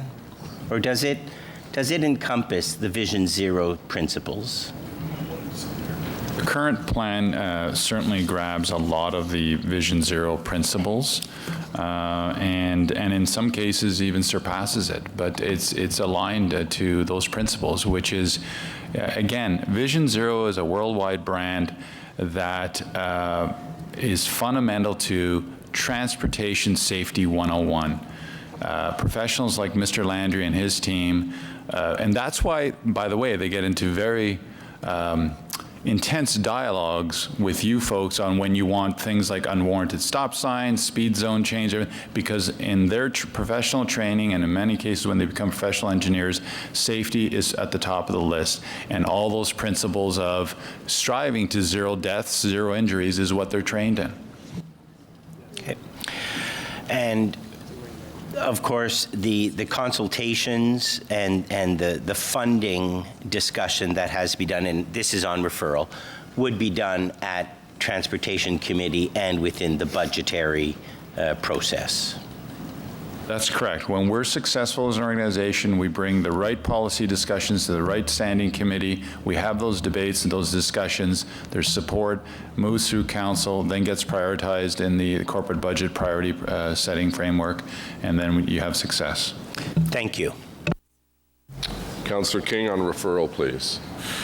I had a quick question for Phil Landry. Is the motion before you more supportable by staff? The referral, the original motion. No, matters. Well, the original, we worked with Councillor McKenney and Menard for the motion that's before you. It encompasses what we were going to do as part of the Road Safety Action Plan. If you recall, a few years ago, I think it was 2017, at Transportation Committee, we were asked when we were giving our Safer Roads Ottawa update to come back with a plan, a Road Safety Action Plan that encompasses the Vision Zero principles, which is what the work we've been doing for the last year and a half. And the plan is to bring that forward this fall. And the items that are in this motion are things that we would be bringing forward because those are some of the things that we can do, and there's other things as well that bring us to the point where we're applying those principles. And I had one subsequent question for you.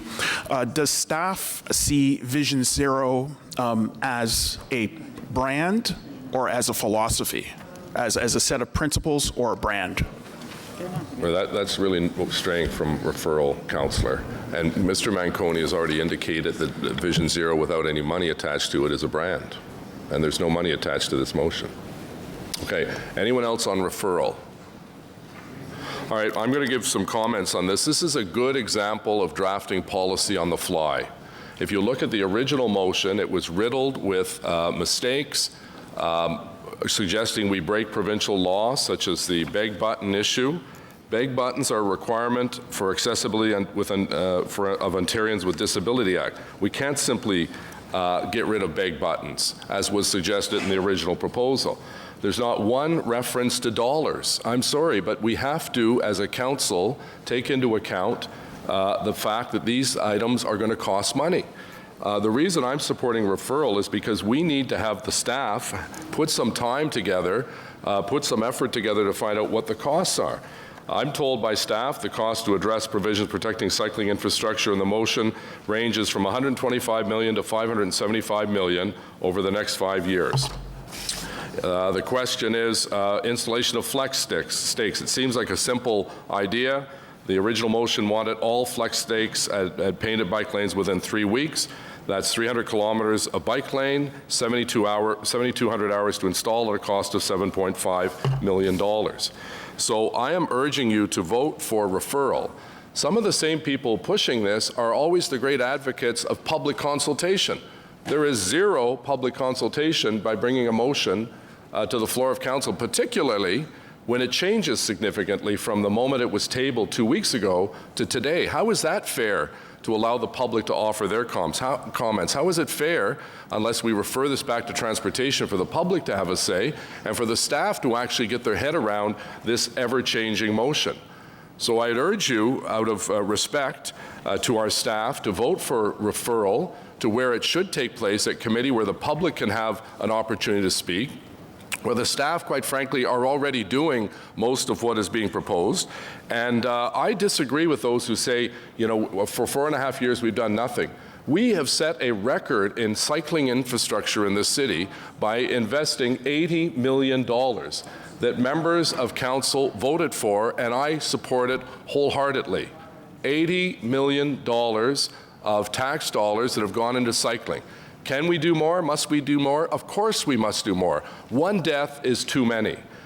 But to simply go and put a motion, and quite frankly, the motion was so disjointed the first time, staff had to go in and try to clean it up. That's not their job. That's our job, to get our act together and bring a motion that actually makes some sense and put some dollars attached to it. I'm sorry, but everything we do, we need to put in the context of how can we fund this so we don't have another paper resolution where we all feel good and nothing is accomplished. So yeas and nays on referral. I'd urge you to vote to refer this to the appropriate committee, as the chair of the Transportation Committee has moved accordingly. Councillor Blais. Yes. Councillor Luloff. Yes. Councillor Suds. Yes.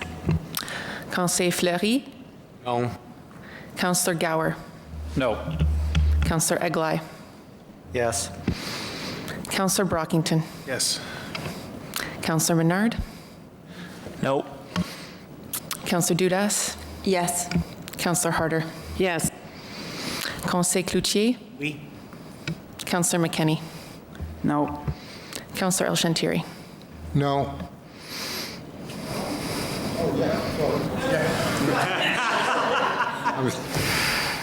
Those moments. Councillor Hubley. Yes. Councillor Meehan. No. Councillor Kavanagh. No. Councillor Moffat. Yes. Councillor Shirelli. Councillor Deans. No. Councillor Leeper. No. Councillor Tierney. Yes. Councillor DeRuse. Yes. Councillor King. No. Mayor Watson. Yes.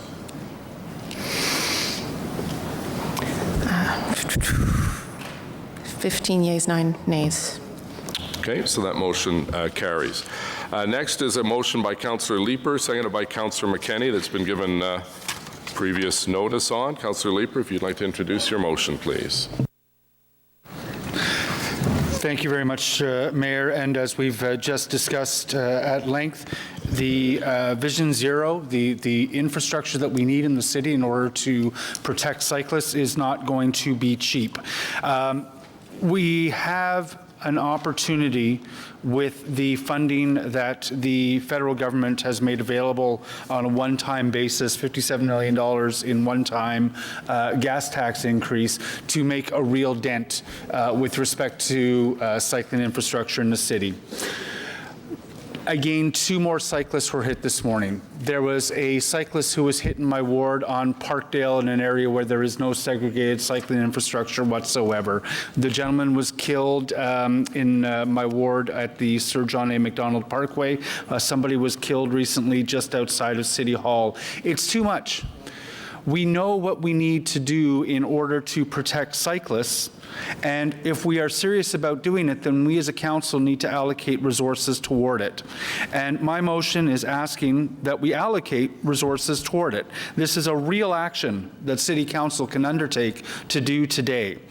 My motion reads, be it resolved that whereas a bicyclist was killed in the painted bike lane on Laurier Avenue outside City Hall on Thursday, May 16th, 2019, and whereas this fatality occurred 9 days after a bicyclist was catastrophically injured on Parkdale Avenue, and whereas this most recent death occurred 5 months after bicyclist Jen Feng Wu was killed on the Sir John A. Macdonald Parkway, and whereas around 2 cyclists and nearly 6 pedestrians are killed each year on Ottawa's streets, and dozens more injured, many severely, and whereas there is ample evidence of the infrastructure interventions that municipalities can implement to reduce or eliminate road deaths and serious injury in the event of collisions, and whereas no road deaths or catastrophic injury are acceptable, and whereas dedicated segregated cycling infrastructure is critical to protecting the lives of cyclists, and whereas dedicated segregated cycling infrastructure is key to achieving the modal share targets asserted in the Transportation Master Plan, and whereas the current design of much of Ottawa's cycling network provides insufficient segregation and is too often disconnected with unprotected gaps that diminish the utility of the entire network, and whereas the federal government has recently announced a one-time increase to municipalities' share of the gas tax that in Ottawa will result in an additional $57 million to be spent on infrastructure, and whereas staff have undertaken to review the city's cycling infrastructure to identify the improvements necessary to eliminate unsafe cycling infrastructure, and whereas Council has recently referred the matter of the one-time federal gas tax infrastructure transfer to FEDCO, therefore be it resolved that Council recommend to FEDCO, placing the highest priority in its decision-making, that the one-time federal gas tax infrastructure transfer be held by the City as a reserve dedicated to cycling infrastructure improvements to accelerate projects identified in the Transportation Master Plan and any projects identified by staff in the review now underway addressing unsafe cycling infrastructure. Yes, we've spent as a city a lot of dollars on cycling infrastructure. Most of those dollars in the past 4 years have been dollars that have come down from the province and from the federal government. The Flora Bridge has accounted for a huge chunk of what we've spent on cycling. We as a city are spending a few $1 million a year on our cycling infrastructure. We are spending tens of millions of dollars a year just to maintain our existing roads to be free of snow. The imbalance in what we spend is staggering in terms of building infrastructure that is safe for cars and infrastructure that is safe for bikes. As we intensify, we really can't fit more cars on the road in urban wards. We can't fit more cars on the road inside the Greenbelt. We are going to have to rely on active transportation and public transportation to be sustainable as a city. But if we don't build safe infrastructure, then we're going to be telling people that they are going to have to get around somehow other than by car in ways that may well end up getting them killed because we are not putting the appropriate infrastructure in place. Mr. Manconi has challenged us and the mayor has challenged us to attach money to what we want. This is an opportunity to attach funding to something that we desperately need in the city. I'm not asking us to make the decision today. I'm asking this council to recommend to Fedco in its decision-making that it put the highest priority on spending the gas tax bonus toward cycling infrastructure. Thank you, Mayor. Thank you, Councillor. Councillor Dudas, please. Thank you very much. I'm going to be bringing forward a motion of referral. I think that we have a number of competing priorities for a scant amount of money. This money that is coming forward is a one-time opportunity to look at all of these priorities and to make sure that we're having a fulsome conversation about how this money is being invested. This is also a matter of fairness as well, too. I'm going to read this out, and I'll speak to that. So, whereas there are a number of factors that will be impacting the 2020 budget and the availability of funds to support Council's priorities, including but not limited to recently announced provincial budget pressures, and whereas the City Treasurer will be bringing the 2020 Budget Directions Report to Finance and Economic Development Committee and Council, providing Council with a more thorough understanding of the projected pressures that the City will be facing over the term. And whereas on April 24th, 2019, Council referred a previous motion from Councillor Meehan with respect to allocating federal gas tax to the City Treasurer, be it resolved that Council refer this motion, the Leeper-McKenney motion, to the City Treasurer for review and consideration in the context of all other anticipated 2020 budget pressures and opportunities, and that the Treasurer report back to Fedco and Council through the Budget Directions Report. Great, thank you, Councillor Dudas. So we're on a motion of referral. Councillor Brockington on referral, no. Councillor Fleury on referral. Well, I have questions on the main motion that would influence my vote on referral. Well, we have a motion before, the motion before us is the referral motion. Okay, well, I'll structure it in that way. I mean, the question that I would pose is what are the restrictions that the federal government has put on us relating to the spending of that money? I'm not sure that was never presented to me, so I don't know how appropriate it is for us to comment. So, Mr. Mayor, the federal government has criteria with respect to the federal gas tax, what we can use it on. Roads is one of the items you can use it on, and included in there is cycling, whatever they call that. I don't think it's passive, whatever type of transportation that is.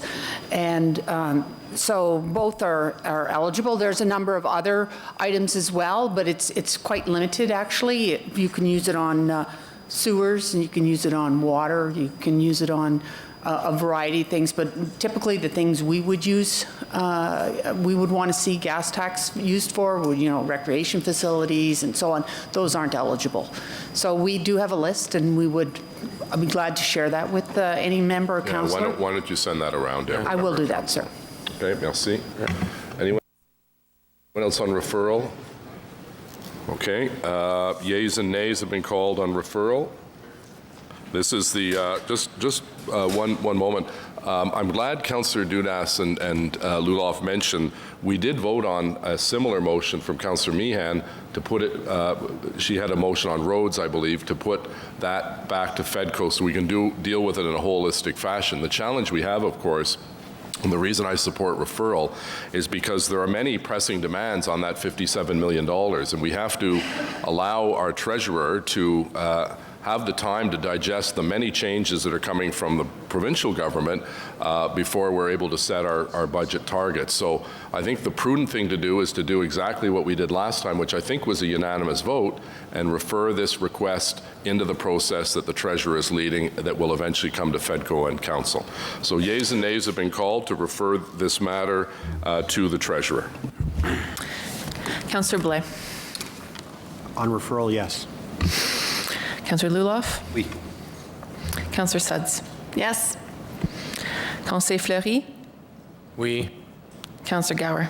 Yes. Councillor Egoli? Yes. Councillor Brockington? Yes. Councillor Menard? No. Councillor Dudas? Yes. Councillor Harder? Yes. Conseil Cloutier? Oui. Councillor McKenney? No. Councillor El-Shantiri? Yes. Councillor Hubley? Yes. Councillor Meehan?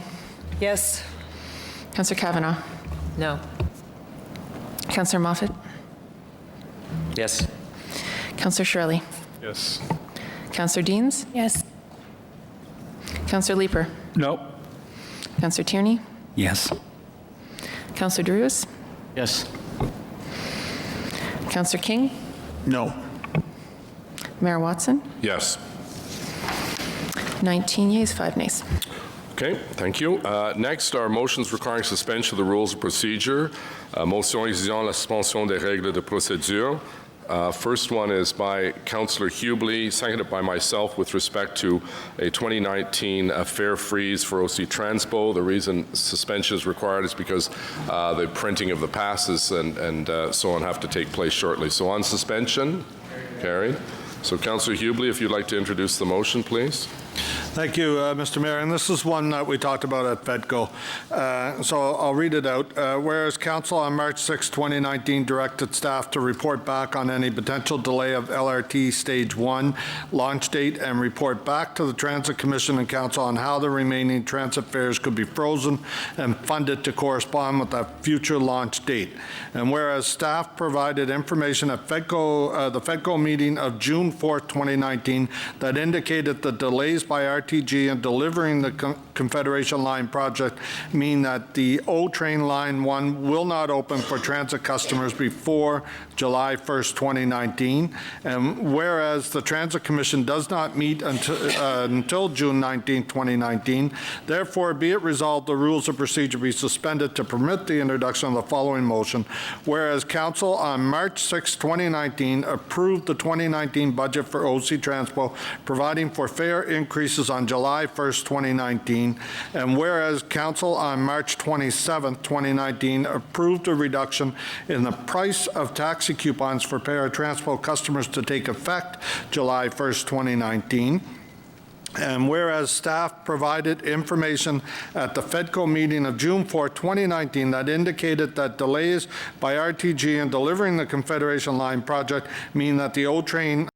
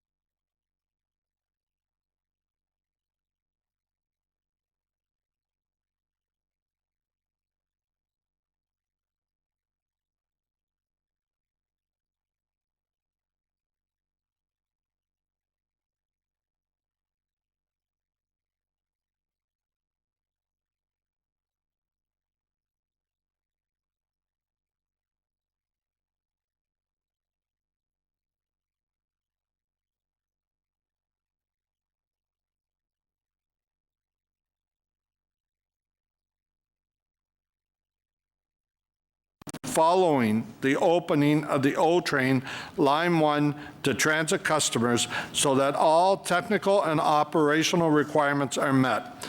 Be it further resolved that the net cost of the continued fare freeze be initially funded from the Transit Capital Reserve, and finally, be it therefore resolved that the city manager be directed to seek recovery of these net costs of the continued fare freeze from RTG. Thank you, Mr. Mayor. Thank you. Councillor Deans has an amendment, which I don't believe is friendly, so you can introduce that. I didn't expect it to be friendly.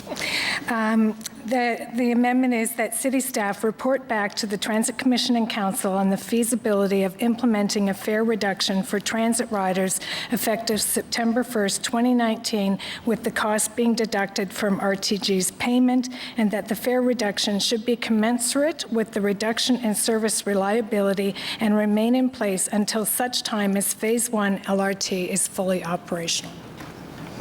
Speak to your motion, Councillor. This is your chance. Okay, well, first I have a question about the motion from Councillor Hubley. Just in general, I am told that we are paying exorbitant amounts of money to OC Transpo drivers in an effort to incent them to take runs. And I'm wondering, Mr. Manconi, if you could confirm that we're paying premiums of up to 3 and 4 times the amount of money that we would normally be paying OC Transpo drivers. Yes, Mr. Chair, as I reported my FEDCO updates and in the past and in media interviews, we have a great working relationship with ATU and our great staff that have been working so hard through all of these painful detours and delays. And incrementally, the unions have agreed to certain premiums. 3 and 4 times their hourly rate is not factual. There are premiums that we are paying for. It's all been done in collaboration with Labor Relations. Mr. O'Connor's team's been there, and per the collective agreement and appropriate employment standards and safety standards. So we have been paying premiums, and that's to extend their runs, to work weekends, special events, and so forth, to continue to do what I've said all along is to provide the best possible service given the circumstances. So yes, we've been paying those costs. You'll see that when we issue the update on the cost to dates. We're tracking all those costs, and those will be flowing through to RTG. Could you just give us the order of magnitude of the premiums? We are working on that. I do not have that number yet. Well, you're paying them. You have to know it. You're paying them.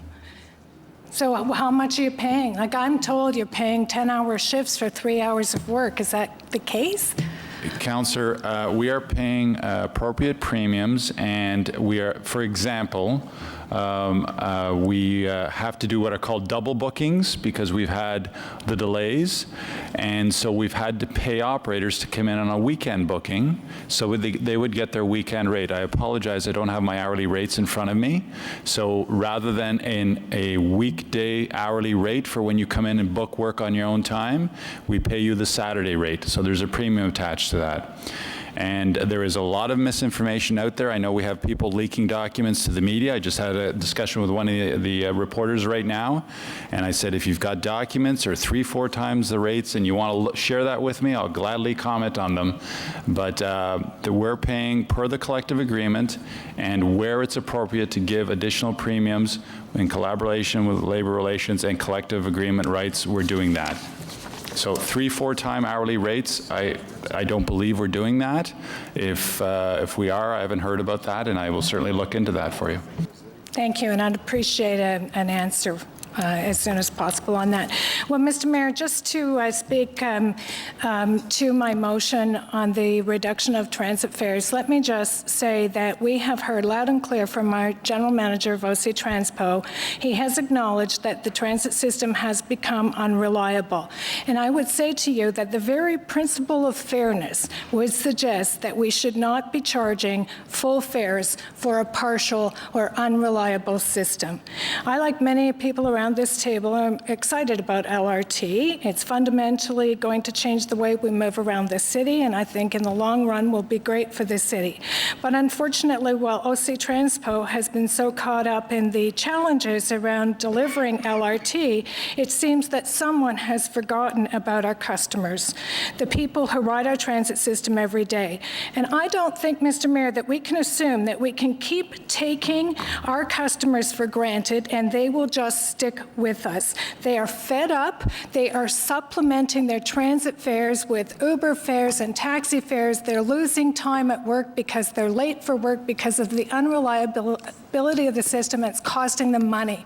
And, you know, we can incent drivers to drive for OC Transpo, but we apparently can't incent transit riders to keep riding the bus. And I think that's a big problem for us.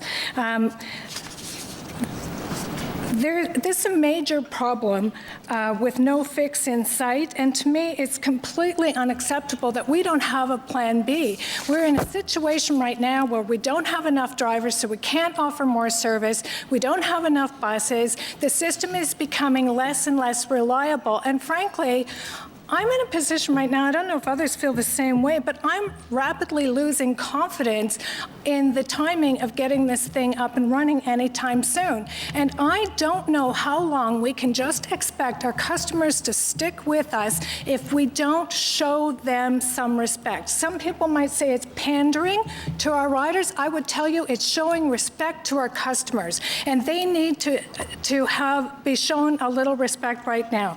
So, members of council, I want you to think about this long and hard. This delay in the implementation of LRT could go on for a long time.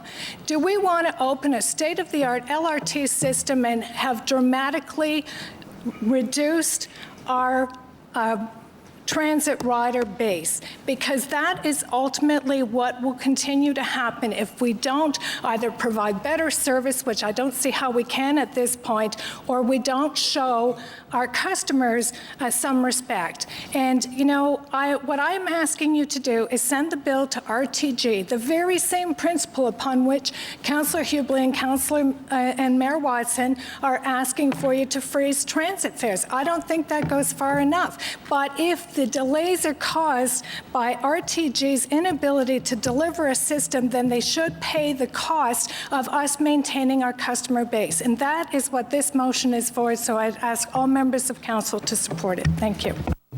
Okay, so on both motions, Councillor Brockington, please. Thank you, Mr. Chair. Certainly, I cannot dispute or argue against the previous speaker, Councillor Deans, about the reliability of the service and the chronic impacts this has had on people in many, many ways. And I do appreciate Mr. Manconi being upfront and acknowledging this at FEDCO on many times. He, like everyone, acknowledges that we have a reliability issue and challenges throughout the city. It's not geared to one ward. It affects many of us.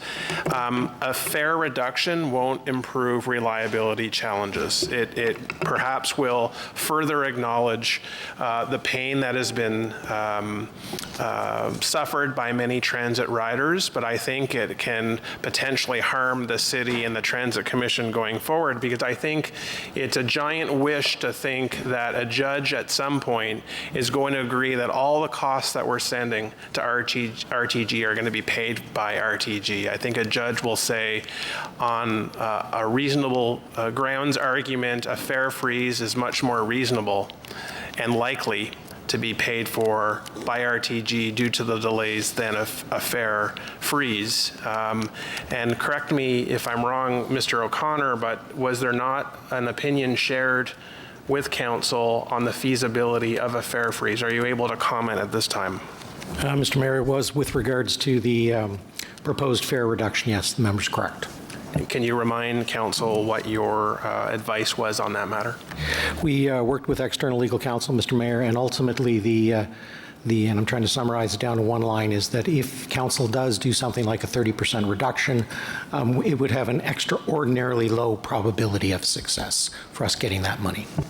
And I think at the end of the day, even if we deducted in the short term from payments that we would be making to RTG once LRT opens, the fact that they're likely to come back and dispute some of those charges, the likelihood of us being successful is low. I think a fare freeze, Mr. Mayor, is reasonable. I think that does acknowledge the service challenges that OC Transpo has had for some time. We're all looking forward to LRT opening. There will be a number of route changes and service improvements that this council endorsed through the 2019 budget, $5 million to route upgrades that are going to be forthcoming. But I'm not supportive of a fare freeze. I do believe, of a fare reduction. I am supportive of a fare freeze, and I believe that is the right way to go in this circumstance. All right, thank you. Councillor Menard, please. Thank you. I'm getting messages every single day about service levels. So bus cancellations, the delays that people are experiencing, the customer experience in terms of being responded to, looking for answers, that's been atrocious as well. And so, you know, I think it's important we look at this holistically. I think the motion is well crafted in that they're asking staff to come back and look at the feasibility of this based on service levels. This just didn't happen, though. The city has deliberately employed a strategy of increasing fares in the face of massively decreasing ridership. And so we've transferred over the percentage that users pay compared to what they used to pay. They're paying a lot more now in terms of the percentage of total transit budget. And that was a deliberate strategy by the last two councils. Since 2011, OC Transpo has lost 8 million rides a year. 8 million rides. That's, in today's dollars, $16 million. Okay, so we've foregone $16 million in revenue as a result of the reductions in ridership. And some of that has to do with Uber and Lyft. Some of that has to do with the service levels, but a whole bunch of it has to do with how much we've increased costs. 72% our non-cash fare has increased since 2008, 72%. That's more than triple inflation. And so a fare reduction, I think this motion speaks to, what would we actually get back? How many riders would we gain by a 30% cut or a 25% cut? The numbers that come back from our OC Transpo folks actually differ than what the internationally accepted standard is. That's fine, but how much would we actually gain back by this in terms of ridership? I think we need to be looking at that. And so, in 4 years' time, we've said through the long-range financial plan that cash fares are slated to be $4 a ride. And so it's no wonder to me that Uber and Lyft are doing so well in our city when you're talking about $4 a ride for a person on transit. Just ridiculous. So we need to be doing something in this city. The last 8 years that this city has employed a strategy around transit has not worked. It's been an utter failure, and it's failing now, and we're not recognizing it. And so I urge my colleagues to support this motion, and let's have that discussion with staff coming back with this information that the councillor is asking for. Mr. Manconi, there are a number of accusations thrown about there, some of them not based in fact. One, the councillor just said there's been a massive reduction in passengers. My understanding is rides are up in the last two measurements. Is that true? That's correct, Mr. Mayor. A couple of comments. First off, last quarter ridership is up and up slightly. In terms of ridership in North America, as we've said over and over again, everyone has seen a decline. Some are, only a few agencies are up. Nobody is going through the massive diversions and changes that you've done. So the fact that we're not losing riders, or either at zero or slightly up, is actually being looked at from other agencies. With respect to Uber and Lyft, I would caution the councillor, there is no evidence, including a CUDA study that looks at ridership, that they're peeling away our rides. And with respect to elasticity, the previous Transit Commission asked for, and we brought forward, an independent assessment on elasticity. That report is on public record, and I've offered to share that with any members of council. So with respect to staff's commenting and other agencies, we are plugged into all of the elasticity methodologies in North America, and I would encourage the councillor, I'm happy to meet with him to walk through the independent assessment that was done on the elasticity measures and so forth. So when we quote you numbers, that's not staff making it up. That's professional standards with CUDA, APTA, UITP, and the consultant that we brought on board that is renowned for looking at the effect of ridership. And that was in response to some of the comments and suggestions on that in terms of ridership. Thank you. Councillor McKenney. Thank you, Mr. Mayor. I just want to clarify, since 2011 to today, what is the difference in ridership numbers? It's down like every other agency that experienced But what is the number? I don't have that number in front of me. But are you debating that the number that Councillor Menard just gave out is incorrect? Councillor, respectfully, I'm not debating anything. I was commenting on the facts about ridership being down. But that wasn't my question. My question is the number that Councillor Menard put out from 2000. Councillor, your microphone is not on. Councillor, we're not in a debate with Mr. Manconi. He has indicated he doesn't have those numbers. He'll get them for you. Thank you very much. Carry on with your questions or comments. So I will be supporting Councillor Deans's motion. Our ridership is down. Anybody can look at the numbers. They're quite clear. They may have tapered off a bit in the last few months, but they have come down. So we know across the city, people can't get on a bus to get out to the suburbs. We hear that all the time. They're overcrowded. We don't have the buses that we need. We don't have the drivers that we need to deliver a system for the size of the city of Ottawa. We know that, we have a mobility plan for downtown, which is actually doing absolutely no good because people continue to drive because we don't have a system to get people into the downtown properly. Almost a year ago, we changed many of our transit routes that, people were unhappy with. It meant longer walks for people and more transfers. That was only supposed to happen for, a couple of months. Today, we have long-term pain for no train today. It's only continuing. I'm a little alarmed that we don't know how much we're paying drivers. If it is a premium, I would like to see that. I'd like to see those numbers.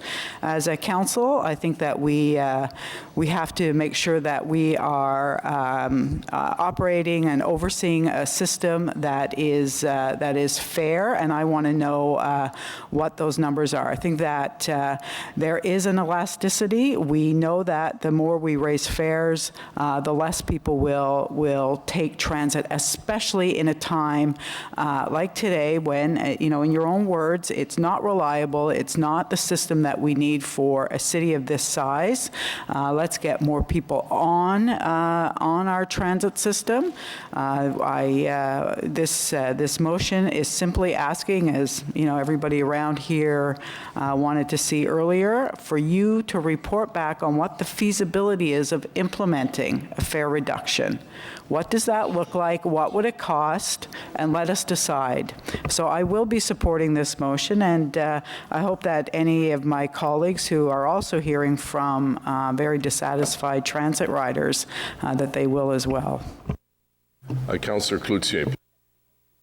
Merci, Monsieur le Maire. Just a point of clarification, this is an addendum, an add-on to the original motion, simply a further, therefore, be it resolved, correct? Councillor Dean supports the fare freeze currently, but would like to see this added.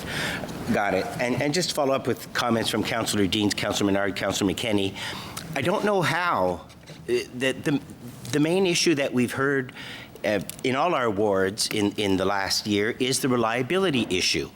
And Mr. Manconi, kudos to you in a very difficult circumstance of rolling out the highest capacity LRT on day one when the LRT does come into play.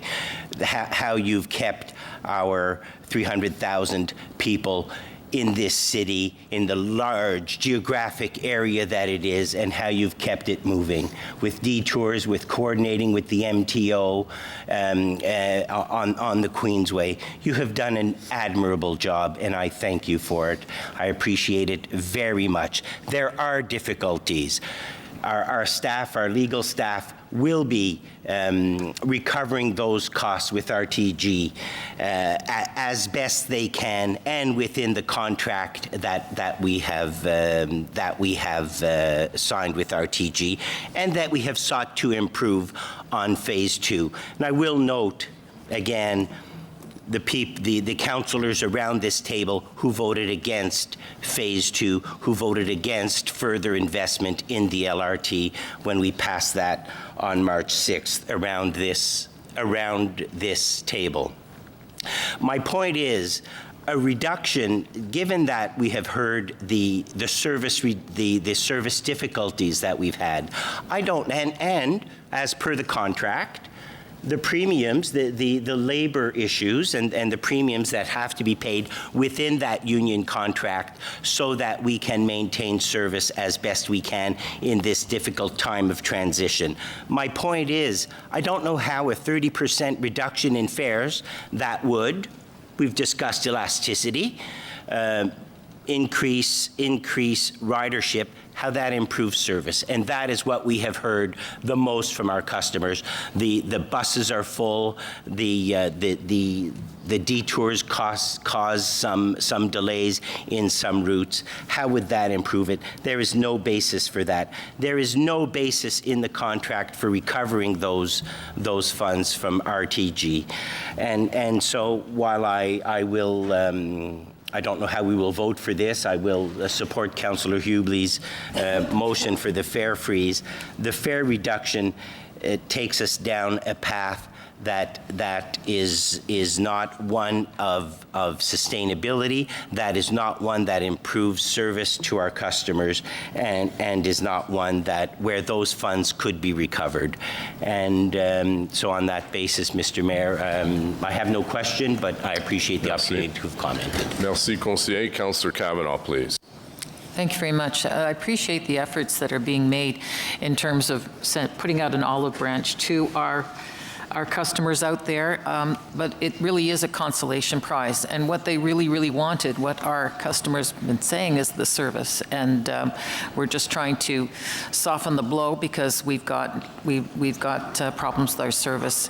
In terms of the cuts, I'm asking, is it possible to even reinstate some of the service cuts instead, because that's the thing I hear about the most. Fare reduction is what we're offering as an olive branch because, the LRT's not starting up, but some of those service cuts done almost a year ago, are still hurting. Councillor, you're bang on, and that's exactly what I'm hearing from the customers also. And, I've heard several comments about OC Transpo not having Plan B. I can assure you we have a Plan B. We always have, and we will continue to have a Plan B. And if things get further delayed, as we all know, there are only certain periods of time we can do the service change.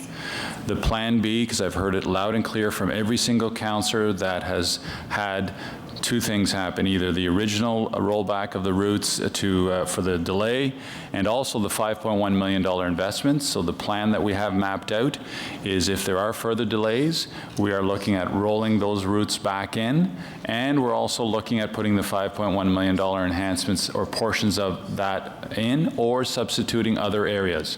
Very, very complicated, lots of work being done. People were literally working 7 days a week planning all that out. And so that is part of the plan, because it speaks to exactly what you just said, that short-term discount of pennies on that fare does not compensate for my route that used to go further in your case on Route 11, and isn't there because the train isn't there. So that's the focus we're on, and the freeze continues to align with, no, we're not increasing your fares because the train didn't arrive on time. So it's exactly to your point. That's what we're working on. Don't have all those details ready to present. A very complicated algorithm associated with all that from a service plan, and we have multiple tiered plans within that construct. When can we hear more about the second plan?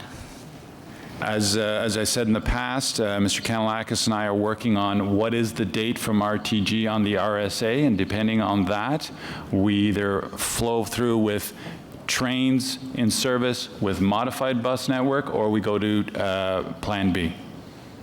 I appreciate that. And notwithstanding, low-income persons are always concerned about fare increases. So, but by and large, it is about the service that we're hearing about and the route cuts. Thank you. Thank you, Councillor Kavanaugh. Councillor Blais, please. Thank you very much, Mr. Mayor. It seems to me that this amendment is redundant, and that's because yesterday evening at 10 to 5, we received a memo outlining all the problems with the feasibility of this suggestion. And just for the benefit of people who haven't read it and for the media who might not have seen it, let me read this section of the memo from Mr. Manconi. If fares were reduced by 30% between July 1 and December 31st of this year, there would be a loss of approximately $29 million in fare revenue.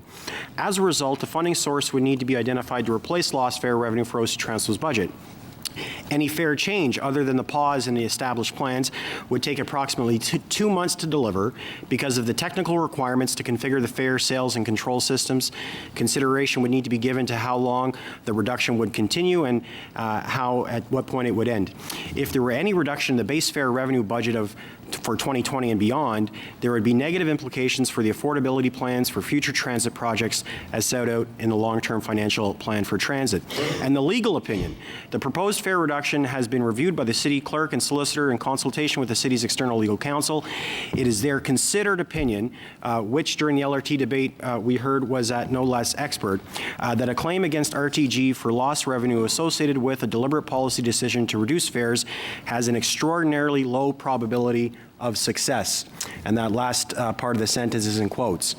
Mr. Mayor, I don't know why when, yes, the complaints are people are crammed on their buses, the buses are late, they're behind schedule, they're canceled, etc., why we would suck $30 million out of a system that isn't performing the way we want it to perform today.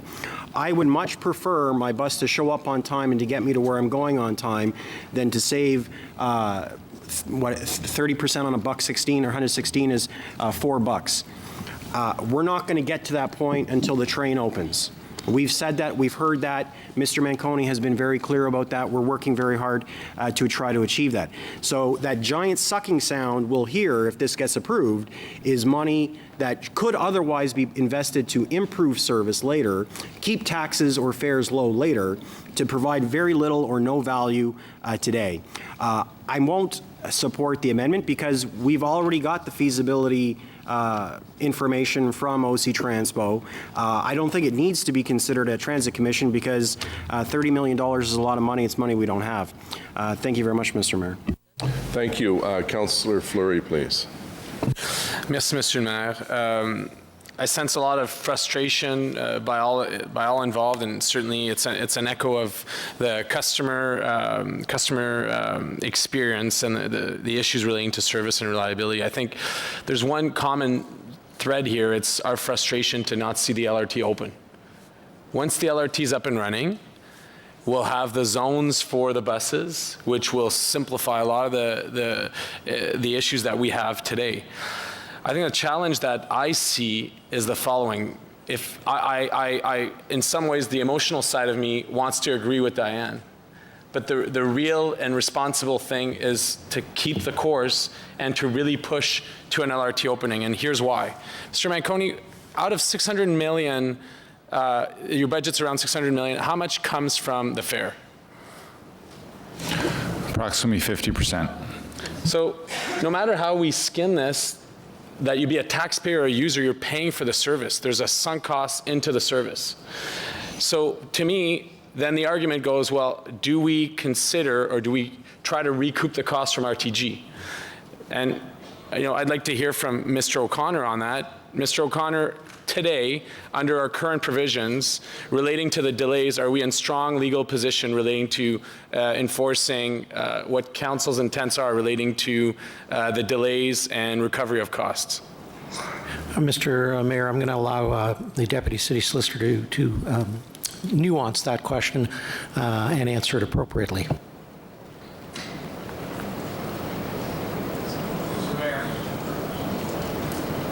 We get Mr. White's microphone, please. This mic thing is... Oh, there we go. Mr. Mayor, whenever we assess these kinds of things, when a court looks at damages, it's always a question of remoteness. And to echo Councillor Brockton's comments, a question of reasonableness on the part of the city. Certainly the city has expert legal counsel that's retained on this issue in particular. The city, of course, will be advancing the best arguments it can make to recover every single dollar that it can with respect to the additional costs that it has incurred or the revenue that it has lost as a result of any failure on the part of RTG to fulfill its obligations under that project agreement. And how do we ensure that as councillors and when we review these decisions, what can we do to ensure that we're in the best legal position to win this?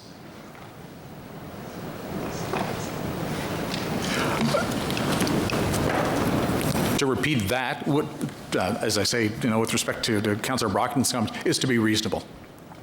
Those are the kinds of things that a court will look at to see when assessing whether the city has acted reasonably in terms of minimizing its losses and administering that contract. Okay. So for me, my comments on this are, it's painful. We all pray and hope for a fall opening of the LRT when people go back to school and back to work.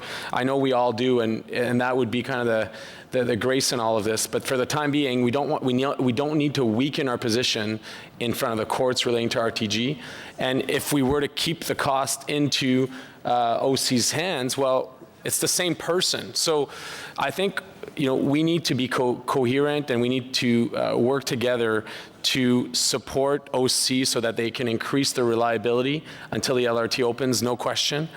And we need to work directly with customer and thank them for staying on board. But at the same time, we also got into the investments in the LRT, and we can't trip up over that. We can't weaken our position in front of the court, because I think for the time being, we're in a better position than if we were to change the course and not follow what we've done in terms of averages relating to fare increase over the last 10 years.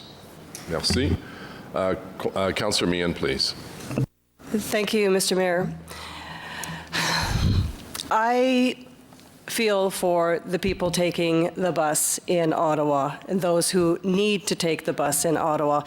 And I remember, as many of my council colleagues do, the pain that was endured last winter when buses failed to show up, when buses were late, people were stranded in the suburbs. They're not able to get to school on time, they're not able to get to work on time.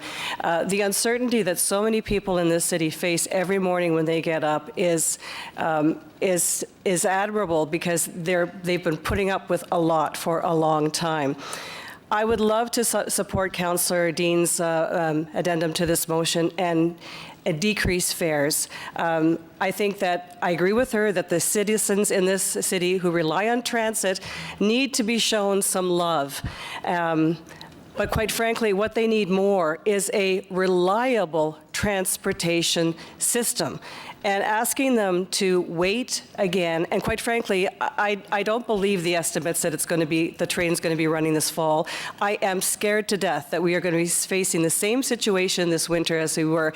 And I'm heartened that Mr. Manconi says that there's going to be a plan in place for a more reliable bus service.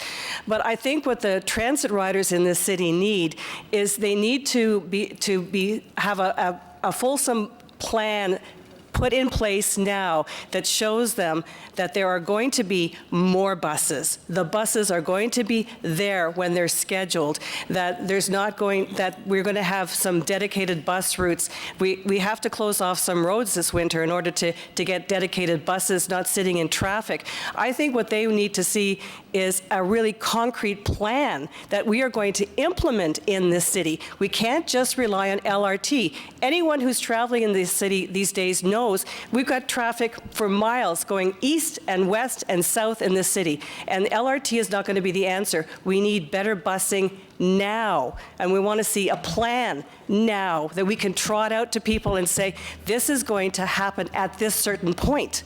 We need you to get on the buses, and we're serious about making that service reliable. We haven't done that. We've talked a lot, but we don't have it in place. The changes were implemented before the LRT last fall. At a certain point, I'm thinking staff should have known that this service was not going to be up and running, and we should have reverted back, not a year later. So let's show the people in the city that we're serious about getting them to work and school. Don't ask them to wait more time. Let's concentrate our efforts on the busing. And when LRT happens, LRT happens. But it's not going to be good enough right now. This city of 1 million people needs transit, serious transit, not just more waiting for an LRT.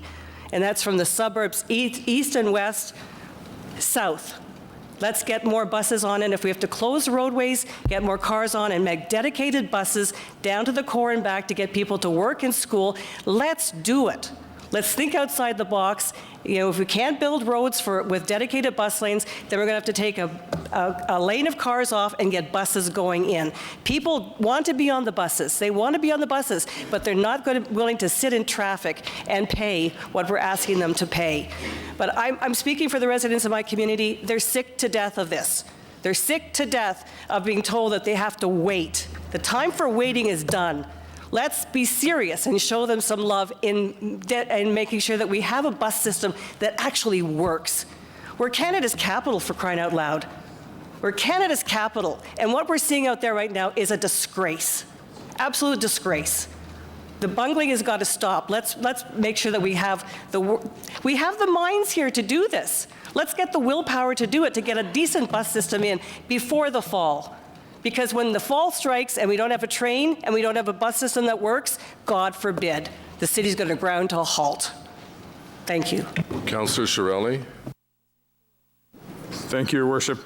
Just start off with a couple of questions to staff. What do you think the probability is of recovering from RTG the cost of a decrease? And what is that probability versus recovering the cost of a freeze?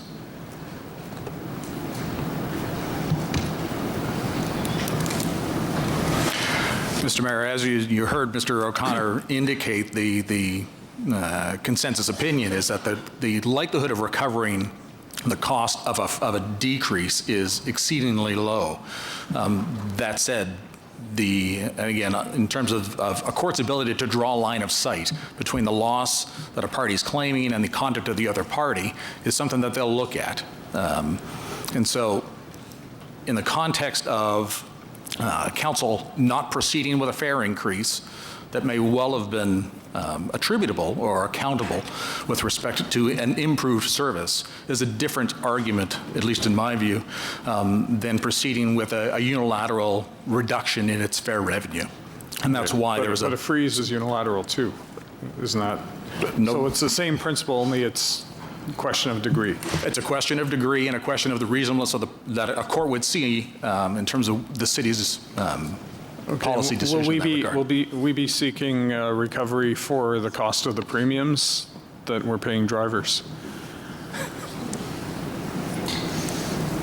That's my understanding, yes. Okay. And do we have a list of the things that we will be seeking recovery from? Or is that list not put together yet? Pardon, I might ask you to repeat that question. Yeah, do we have a list of the items which we will be seeking recovery from RTG, or is that list being developed still and confidential? Well, it is being developed as the matter progresses and those costs accumulate. So they are all of those are being tracked, yes. Yeah, and I know Councillor Dean's asked for councillors to be provided with that list. Are we getting that list, or is there a reason not to get that list? Where does that sit? Mr. Mayor, the memo is being finalized.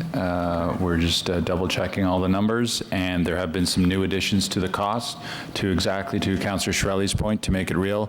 We brought in some vehicle experts literally this week and last week, so we're adding that to the incremental costs, and we're just finalizing all that. And of course, we always vet it with the legal team, so the external legal team has to vet it also.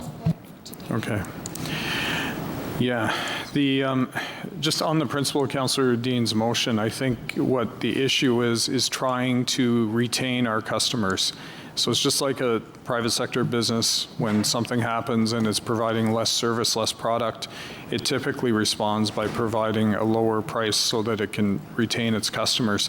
I think the advantage to some sort of recognition like this is that you drive home the point that this is temporary. You drive home the point that this is not something that we wanted or were part of, and that it's going to be replaced by a better system very soon. And I'm not sure that a freeze does that. That's why private sector companies don't just bring in a freeze when something like that happens. So I will support the motion. Councillor Anglai, please. Thank you, Mr. Mayor. I'm frankly a little confused by this motion, and I'm confused by the argument that Councillor Shirelli just made. If the issue is service, and I think everybody around this table agrees the issue is service, if we reduce the fares, heck, if we make the fares free, you're still not going to get to your doctor's appointment on time. You're still not going to get to work on time. You're still not going to be able to pick your kids up on time. So if that's your issue, that the service is not working for you, then making it cheaper isn't going to keep you on the bus. You're still going to look for an alternative. And that's the hard truth of it. So you can reduce the fees, but if you don't impact the service at the same time, then I don't see that this will lead anywhere good. And I think Mr. Manconi has already said in a previous meeting, I can't remember which committee it was, it might have been FEDCO, that with summer coming, the service will actually get better because there will be a redeployment of drivers that are currently doing all the school routes throughout the city, and those drivers and those buses will be used for the regular routes to get people to and from work. So we know that that's going to happen for sure. We know that less people use the service over the summer, and therefore there should be less congestion on the buses. So those are two realities that whether we have the train or we don't have the train happens every year, and we know it's going to happen this year. That's a given. In terms of whether the train is coming in August or September, October, we don't know that. I'm assuming Mr. Manconi doesn't know that. Mr. Kanellakis doesn't know that at this point, or they would share that with us. I can tell you, though, as a regular transit user, all through my working life, and this morning, I can tell you people are still excited about the train. A train went by today as I was coming into work, and people were excited to see it. So I think some of that lost ridership is absolutely going to come back when the train goes into service. And I certainly hope that's going to happen by the fall. And I think that's certainly what Mr. Manconi and Mr. Kanellakis and the whole team is working towards. But to simply reduce the fares and then turn around, it's a bit of a shell game. Somebody's paying for that. And even if, to Councillor Deans' theory that RTG will pay it at the end of the day is a long way down the road. You know, if we take RTG to court, and if we're successful, and if they appeal us, and on and on and on, it's years before this is going to be resolved. In the meantime, guess what? Somebody's paying for that reduction in service, and it's the taxpayer. So by giving a reduction in service, you're just shifting the shells. The money still has to be paid, and it still has to come from the taxpayer. So, you know, I, in a sense, agree with Councillor Meehan. We have to focus on getting the buses working the way they should, and we'll see some improvement over the summer. And we have to focus our resources on getting RTG and Alstom and everybody else to get the trains on the rails and working properly. But to simply go for a reduction, which they're going to have to pay for anyway in some fashion, doesn't solve the problem. It sounds good, it looks great on paper, but it really does very little for the average transit user. It's not going to get you any faster to where you need to go. It's not going to get you any more reliably to where you need to go. And in fact, it's going to be more of a challenge for Mr. Manconi and his team to fund the service that we actually do have. So for all those reasons, I will not be supporting the motion. And I think it foments a situation out there. It exacerbates the situation we have. We all know the service is not great. Mr. Manconi's admitted the service is not great. But keep poking that bear and saying the service is not great doesn't fix it. It just makes people more angry, more frustrated, more upset. It doesn't fix the problem. And reducing the fares doesn't fix the problem. What fixes the problem, us giving a mandate to Steve Kay and Mr. Manconi to go full force with RTG, to get them to move, to get that progress going forward, and that's what we need to focus on. We need to improve the service. We need to get the train going, and reducing fares it's a shell game. It's a sham. It's not going to fix the problem. It's, as I say, it sounds really good, but at the end of the day, it doesn't do anything to fix the real issue, which is people's frustration with the service. Thank you. Thank you, Councillor. Does anyone else wish to speak to the item, both items, before Councillor Hubley wraps up? No. Okay, Councillor Hubley, on both. Thank you, Mr. Mayor. I want to tell people a saying that my grandfather told me, and that was, if you can't afford to lose, you can't afford to play. and that was his philosophy on gambling. And to me, this going after RTG for these costs, we're gambling. We're going to go before a judge and have a judge decide what RTG has to pay back. As we pay our legal services good money to give us good advice, and they have made it very clear to us that it's hardly even remotely possible that we could collect that 30%. So therefore, as many of my colleagues have touched on, any attempts to cut the fares by 30%, or as an earlier motion by a councillor, move money from that's given to us for transit, the $50 million, and move it into something else. That's all a reduction in transit services. I am very comforted to hear by a number of my colleagues that they have the same approach that I have with this as the chair of transit. We have to invest in this service if we want to keep those customers that I'll remind people that our ridership numbers are going up so far every month this year. If we want those numbers to keep going up, and even by bigger numbers, we've got to make improvements in the service. So allow me, Mr. Mayor, to take a little walk backwards here to remind some people that maybe weren't around the table at that time and didn't catch our whole dialogue around LRT. We decided that the problem with the OC Transpo system back in the early days of 2010, 2011 was it wasn't sustainable. In 2011, I believe Councillor Deans was the chair, we made $22 million worth of cuts out of that system by taking away routes that only had 10 or 12 people on a 70-seat bus, so that we could find money to invest in the routes where people wanted to get on. As Councillor Meehan said, and Councillor Blais can attest to, and Councillor Gower has been doing a really good job of advocating on behalf of his residents that are stuck waiting to get on a bus. We can't move. As part of the LRT discussion, Mr. Mayor, we understood there wasn't a problem with adding a bus in Stittsville, for example. The problem is we can't get that bus into the core or get a bus out of the core in the afternoon to get out there. We had to do LRT. The moment the train is running and running safely, which is one of the reasons for the delays, we've all agreed the mandate here is get the train running properly.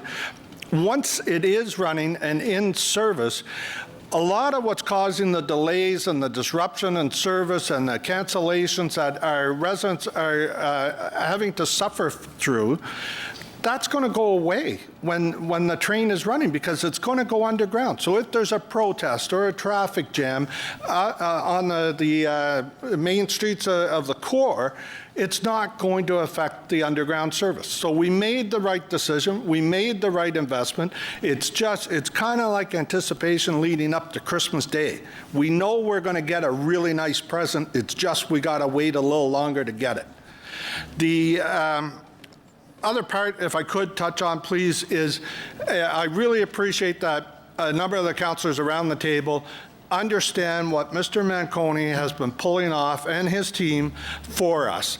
They have been keeping a system running that was not capable of reaching these dates. There's buses that should have been taken out of service.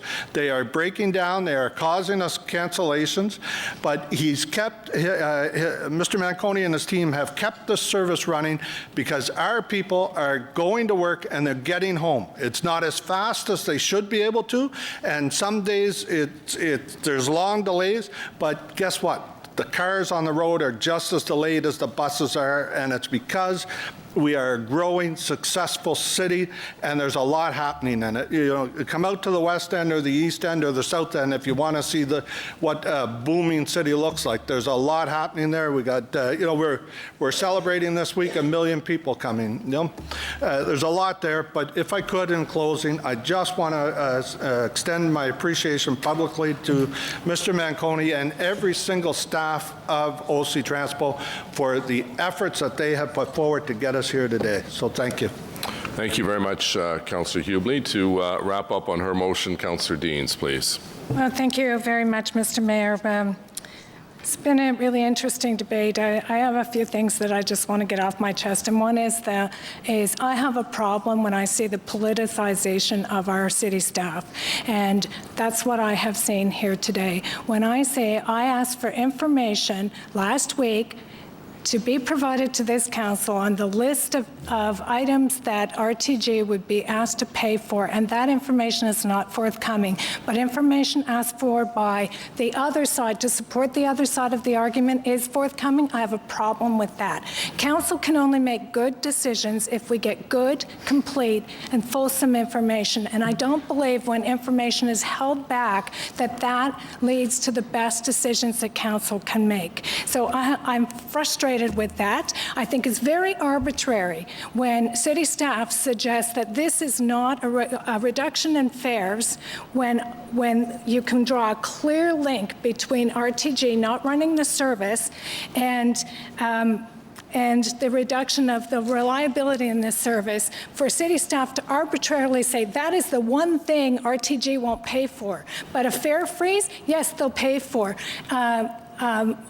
Exorbitant premiums, shift premiums to transit drivers, yes, they'll pay for that. The numbers, oh, we don't have those, or we can't provide those, didn't bring that today. You have to bring us all the information and allow us, we are the decision makers on this side of the table, and we need to have all of the information to make good decisions. So it is frustrating for me when I see that kind of politicization of our staff. So I just had to get that off my chest. Well, of course it's fair. If you were paying attention, you would know it's fair. Sorry. Point of order, Councillor El Shantiri. To attack staff and staff not allowed to respond to this. I don't think that's fair at all. They can respond? I'd be happy to hear what they have to say. Councillor Deans, please finish. Thank you. I agree with what Councillor Meehan said. Ultimately, what our riders need and expect is a reliable, safe transit system. And unfortunately, when we have the general manager of OC Transpo saying that we're not providing reliability in our service, I think that we need to address it.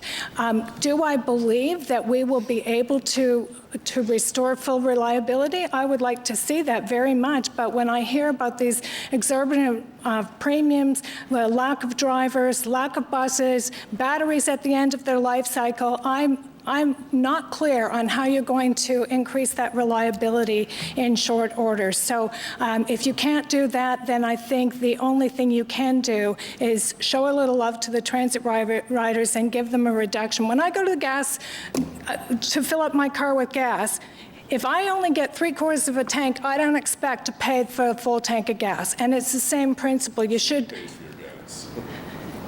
No, the city...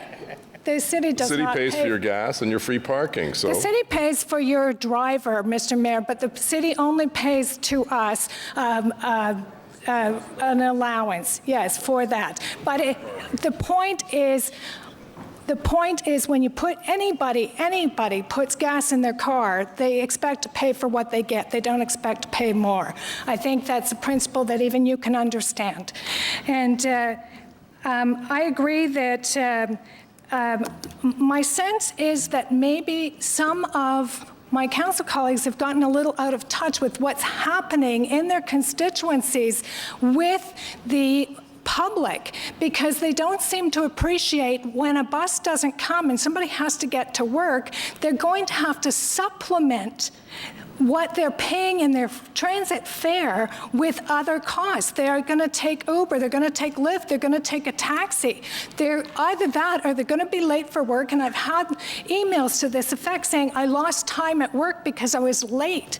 So there is a cost to our customers of having this lack of reliability in the system, and all I'm asking for is in some measure commensurate. I didn't say 30%, I said commensurate. I mean, maybe it is a reduction of 30% in reliability, but whatever that number is, I ask you to tell me what that number is. Whatever that number is, we shouldn't be asking transit riders to pay more than they're getting, and that's what we're doing right now.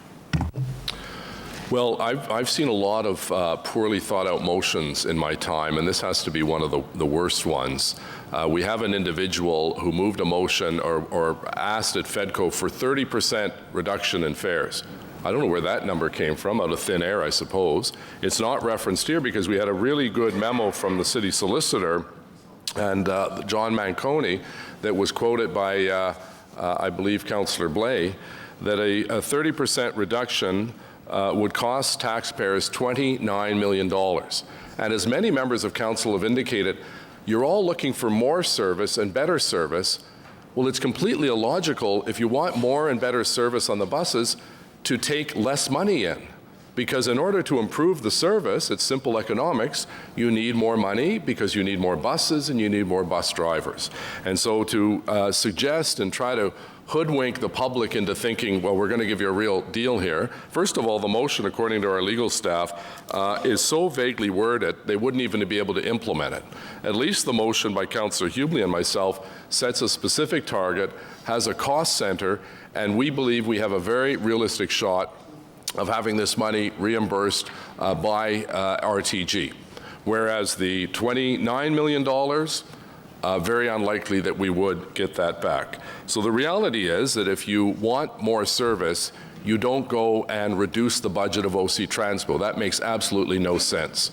So the whole notion of bringing a reduction in doesn't, first of all, I think it's probably not even going to pass the legal test, but I think my sense is most people around here are sensible enough to know that if you reduce fares by 30%, in a couple of months, you're going to have to increase fares by 30%. And the reality is that we need additional bus service and we need better bus service, but we're not going to get that by reducing fares and pandering to some people. So I would strongly urge you to vote against the motion, the amendment, for the simple reason that it makes absolutely no sense, and it is pandering. Let's call a spade a spade. It's pandering. It's trying to be politically popular. This is not high school student council, folks, where you have to make tough decisions. And we've seen so many motions have come up at the last minute with no dollars attached to it. Absolutely no way of paying for it. Whether it was on cycling and now on transit, there's not one single reference in the motion to cost. And I'm sorry, but where I come from, you got to factor in what it's going to cost. It's plain and simple. We didn't get elected to simply, shake a money tree somewhere and try to find money every council meeting. There's a responsibility on us to be the stewards of the dollars that taxpayers send to us. And so I would also quote the John Manconi. And by the way, this is the first and last time people are going to be berating staff without apologizing. I think it's disgraceful, some of the accusations that have been brought forward. John Manconi is one of the most noble, sensible, competent general managers of transit that we have ever seen in the history of the City of Ottawa. And to be casting dispersions on him and our senior staff is an absolute disgrace for political posturing and points. So I would urge members of council to soundly defeat this motion, which has no sense to it and no dollars to it at the same time, and quite frankly, no way for us to make up the $29 million unless we go back to the taxpayers, because that's our only choice. We have the fare box and we have the taxpayers, and the taxpayers are already paying 50%, even though some of them don't ride transit. But they also pay 100% of the capital costs. The fare box doesn't even cover the capital costs. And yes, we're all disappointed that LRT is not up and running.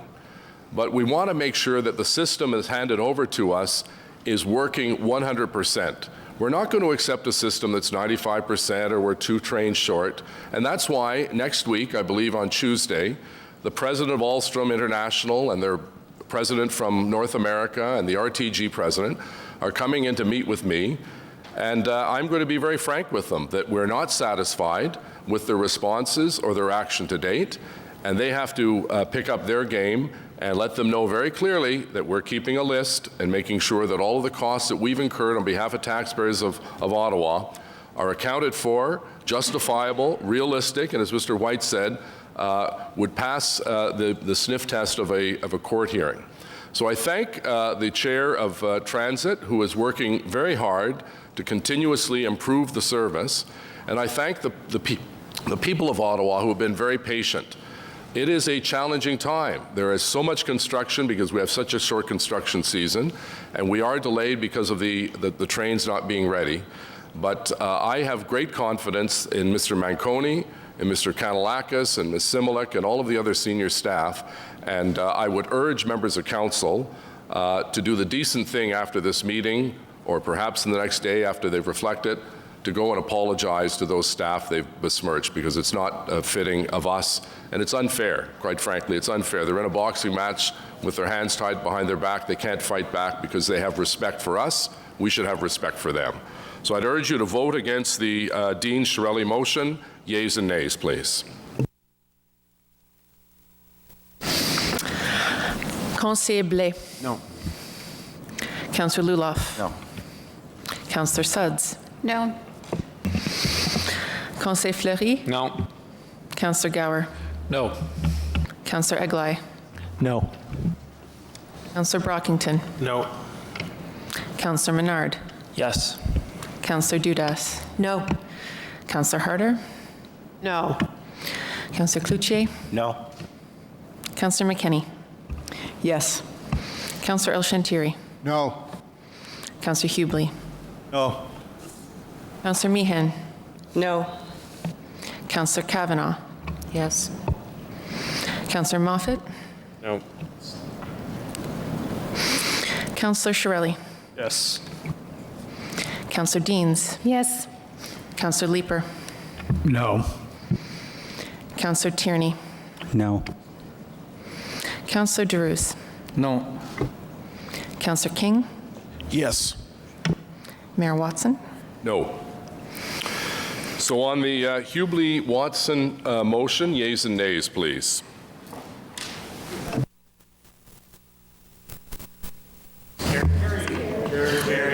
No, I've called for yeas and nays, just as any member of council can. We want to get it on the record that there's good support for a freeze. Councillor Blais. Oui. Councillor Luloff. Oui. Councillor Suds. Yes. Conseiller Fleury. Absolument. Councillor Gower. Yes.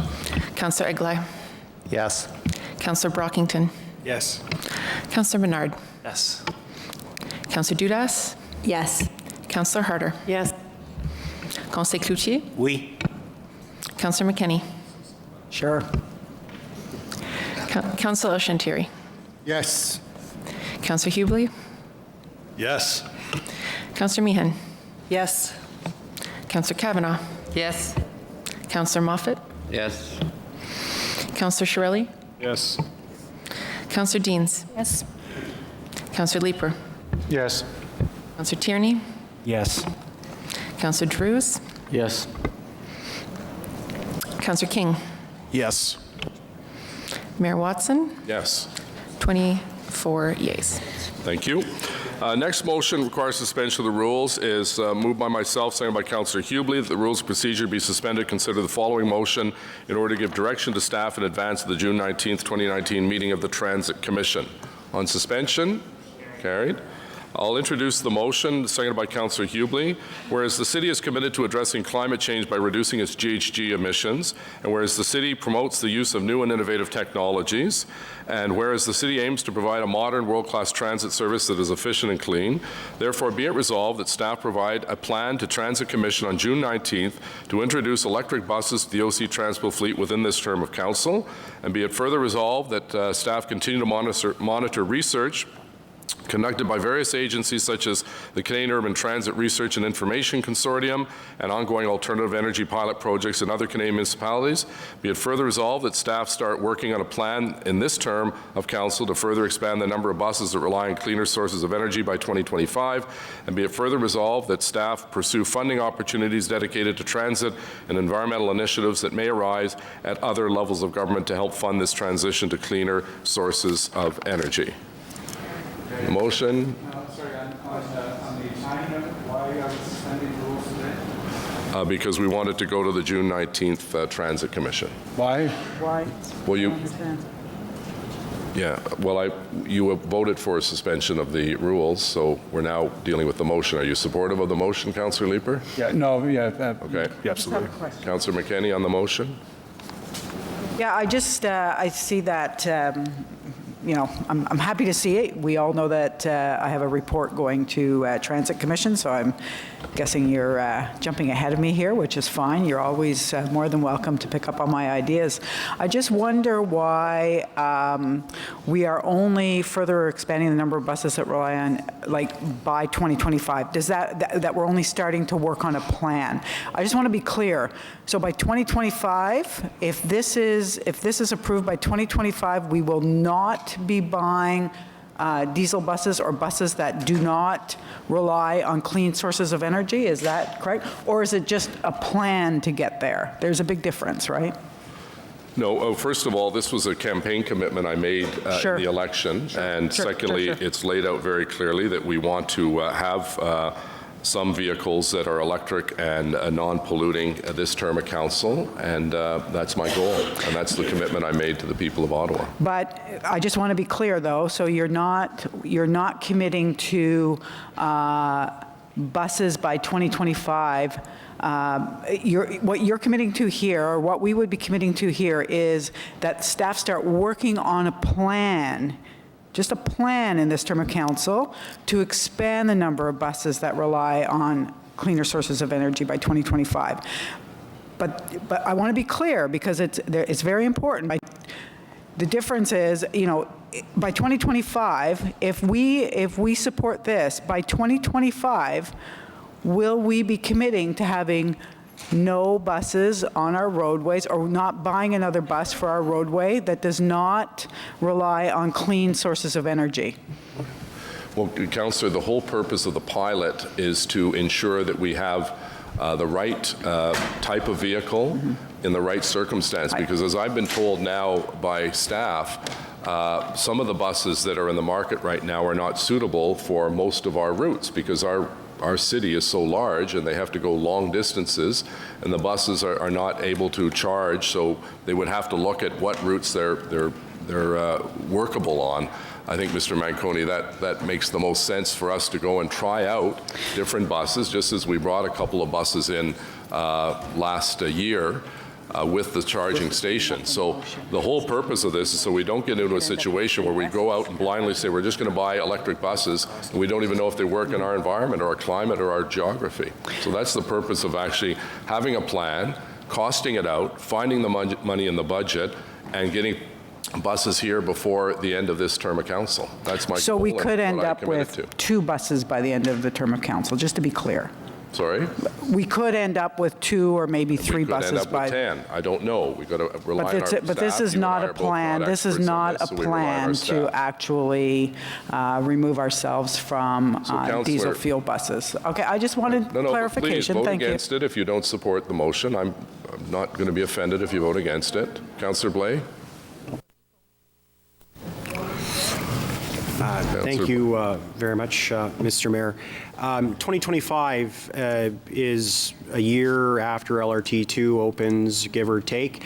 I presume there's a conjunction between those two things, because after LRT2, the routes, as the Mayor just described, generally get much shorter, and therefore batteries might be a better option.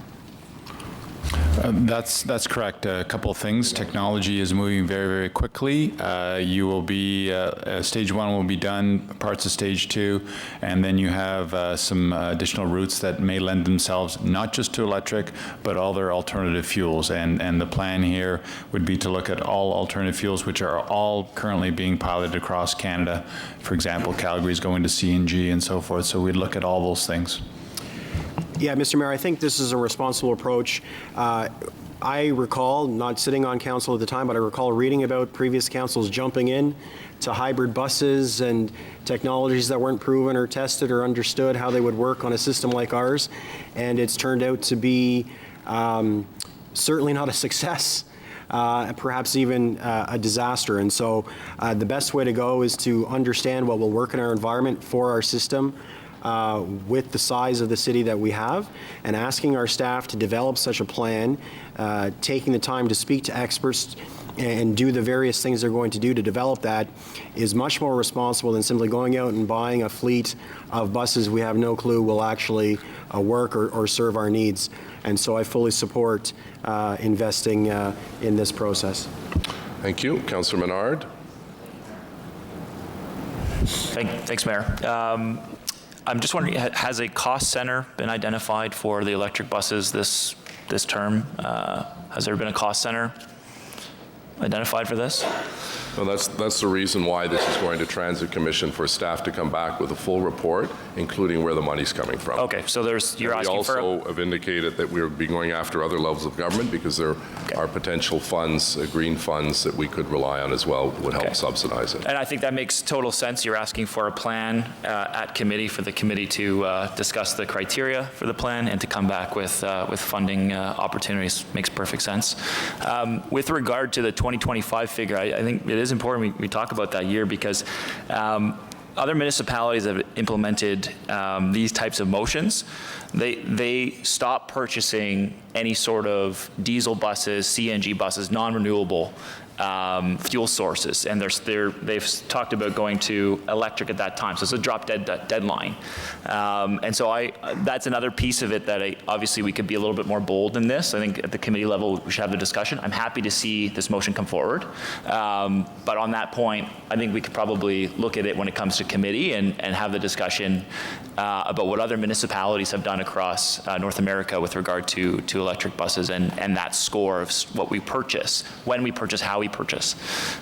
So anyway, happy to see the motion. I'll be voting in favor, but I think there's some more discussion on some of the points there. Yeah, I think you raise a good point, but I think also we want to take some advice or witness how other cities are implementing. Toronto is a different city, as you know. It's about a fifth the size of the geography of Ottawa, and their climate is substantially different. So I think there are other municipalities that have to be similar in geography and temperature to make sure that we're buying the right buses at the right time. Thank you. Councillor Hubley, please. Waiting for him. There we go. Thank you, Mr. Mayor. I just want to touch on a couple of points here.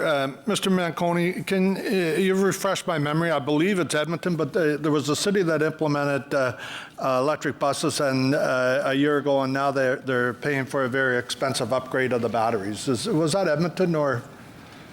No, well, we're in that situation with our hybrids. As you know, they did not get the payback that they were needed. It was earlier generation batteries, and that's why, you know, the view we always take is be leading edge, don't be bleeding edge. Let others sort this out. You're down to battery run life and charging time. Those are the two issues, and the difference between us, you know, put away weather and all those other things, you have an interline fleet right now, so your buses are putting on a lot of miles. As we get stage 1 and stage 2 done, there are some opportunities in the core that we could deploy these electric buses, for example, and then as we get to stage 2, there's other suburban routes. Remembering the benefits of LRT, buses are going to stay local, so when you go to Toronto, the bus number 10 or 11 stays in that neighborhood and just circulates around. So that gives you the quick charge. Montreal is the same. The electric buses they have in the core right now does a loop. I think it's about a 15-minute loop, hits a 4-minute charge, then moves through. So we know what everybody's doing, and it's to that point in terms of battery technology is improving literally month by month in this industry. Thank you. And I hope my colleagues, Mr. Mayor, will be responsible custodians of the tax dollar and not jump in and say, let's replace the whole fleet right now with electric before we even get a chance to test these. I believe it's Toronto has bought 10 electric buses from 3 different companies. So the data that'll come out of that testing is going to be very, very helpful for us to try and see if this is a move we can go to. But Mr. Mayor, what's in your motion there too is that we also have to explore other alternatives. And that's a part too that I think many of my colleagues will like, the idea that we're not focusing solely in on one technology. What we're going to do is try to find a bus that will better serve our residents and provide some operational savings for us. Mr. Manconi, last question for you is, could you remind Council the price of an electric bus and a charger? Off the top, I believe the bus is, there's over $1 million, and then the charger, I apologize, I don't have that number at my disposal. I'm getting asked a lot of number questions today, and I don't have them all. I apologize. I can get Maybe that I'll for help you. I think it's around $350 for the charging system for the bus. So for the cost of a bus and a charger, we could have 2 other buses on the road. So when we go to make that decision about what we're going to do here, I, for one, am going to make the decision based on how are we going to serve people in our communities, how are we going to get more people onto buses to the LRT system if that's the direction they're going. And I don't want to limit the number of buses out there just to try something. So I support the motion to do a pilot and see if it can give us better service and better costs. I don't support the notion that we transfer over the whole fleet within the next couple of years. Thank you, Mr. Mayor. Okay, thank you. So on the motion, carried. All right, next we have Councillor Harder, seconded by Councillor Gower, with respect to a signs bylaw exemption, and Councillor Meehan will have to leave the table. So Councillor Harder, would you introduce your... So I'm asking that the rules be waived. This has been going on, this particular Sorry, tower. on the rules being waived, carried? Yes. Carried. Yep, okay. Council, well, Because it's been going on for close to 3 years now, involved another councillor as well. And the situation has been resolved, and the tower would be built with the exception of the advertising on it. It needs to go forward. So, Councillor Deans, there was agreement on waiving the rules, so Councillor Harder is introducing her motion, please, seconded by Councillor Gower. So back in 2013, Rogers signed a deal with Capitol Memorial Gardens to put a tower on their property at the maintenance shed. Because it's Bar Haven and it grows like a weed, there now are hundreds of homes right around, all around it. So part of the conversation for the last 2.5 years has been where you can appropriately put that tower to distance it from those new people. So now it's 250 meters away, so about 750 feet, but it is on Prince of Wales. There are a number of signs there. They came, I included the picture of what they wanted to do, which is absolutely ludicrous. It looked like an old drive-in theater or something like that, and this is on Prince of Wales. So I looked at and this is in Councillor Meehan's area, but she had declared a conflict of interest, just as it was in Councillor Kakish, because he was working on it as well. Anyway, what they've come up with is they'll eliminate the current sign, the sign that exists at the opening of the property. I know that the city is also looking at putting in a crossover pedestrian and vehicular light there to allow access to Beryl Gaffney, so it all ties together. So anyways, it was a monstrosity. What you're left with is the clock and one sign, which would replace the sign that is there. The height exception ties in with the Surgeoner dealership, which is just to the south of this location. So that's really it in a nutshell. We have 2 more towers coming up too. Okay, questions or comments? So on the motion by Councillor, Harder, seconded by Councillor Gower, carried. The next motion requiring suspension of the rules is moved by myself, seconded by Councillor Luloff, with respect to tornado in Orleans permit relief. The reason it's requiring suspension is because people want to start rebuilding their roofs and homes and so on. So on suspension, carried. So I'll just read it, and I thank Councillor Luloff for his leadership. We toured the site. It was not obviously as devastating as the tornado at Dunrobin and Arlington Woods and Greenboro, but nonetheless it created a lot of damage, lots of trees, cars and so on. Whereas on Sunday, June 2nd, an EFI tornado touched down in Ottawa's East End and caused property damage, mainly in Orleans and along the Ottawa River. Whereas it is appropriate that direction be provided as soon as possible to planning, infrastructure, and economic development staff to assist in the process of reconstruction. Therefore, be it the resolve, the rules of procedure be suspended to permit the introduction of the following motion. Whereas on Sunday, June 2nd, 2018, an EF1 tornado touched down in Orleans, causing damage to homes and properties in the area. Whereas repair or reconstruction of affected buildings and structures will be required. Whereas property owners may require demolition and/or building permits in order to rebuild existing buildings and structures in the area affected by the tornadoes. Whereas the cost of these permits will cause additional hardships in the already impacted owners. Therefore, be it resolved that the General Manager, Planning, Infrastructure, and Economic Development, through the Chief Building Official, be authorized to spend the following fees that may be incurred as a direct result of damage inflicted by the tornado on Sunday, June 2nd, 2019. 1, demolition fees. 2, building permit fees. 3, fees related to accessing historic building permit records. And 4, replacement fees for civic number blades. And be it further resolved, the GM of Planning, Infrastructure, and Economic Development be authorized to suspend the sewer disconnection fee where such is incurred as a direct result of damage inflicted by the tornado on Sunday, June 2nd. Councillor Luloff, please. I'll just take a quick moment to thank the City Manager, Steve Kanellakis, and his staff, Tony DeMonte as well, Ottawa Public Health and Building Code Services for the incredible work that they did following this tornado. People were on the ground that evening until just after 10:30 helping residents, clearing the roadways and ensuring that people could get to and from work the next day. I know that this has caused considerable disruption to many people's lives, but you guys worked very, very hard to ensure that that disruption was as minimal as possible. So thank you so much for the hard work that you did in my community. Thank you. Great. So on the motion, carried. Adopté. Thank you. Next is Councillor Luloff, seconded by Councillor Dudas with respect to Cara Vibe. This is coming up, obviously, this weekend, so we need to suspend the rules to deal with it. On suspension, on Cara Vibe, carried. Councillor Luloff, seconded by Councillor Dudas, please. So just briefly, because of the flooding on Petrie Island, we normally do a Reach the Beach event with Cara Vibe, and so therefore we now have to hold it, unfortunately, at Centrum. It is a great place to hold a festival, but probably not a beach one. So therefore be it resolved that Council approve the road closure for Centrum Boulevard from Breezebois Crescent to Prestone Drive from 8 a.m. on Friday, June 14th to 1 a.m. on Sunday, June 16th for the Cara Vibe Street Party setup, event, and takedown, providing it meets the requirements, conditions, and approval of the Special Events Advisory Team.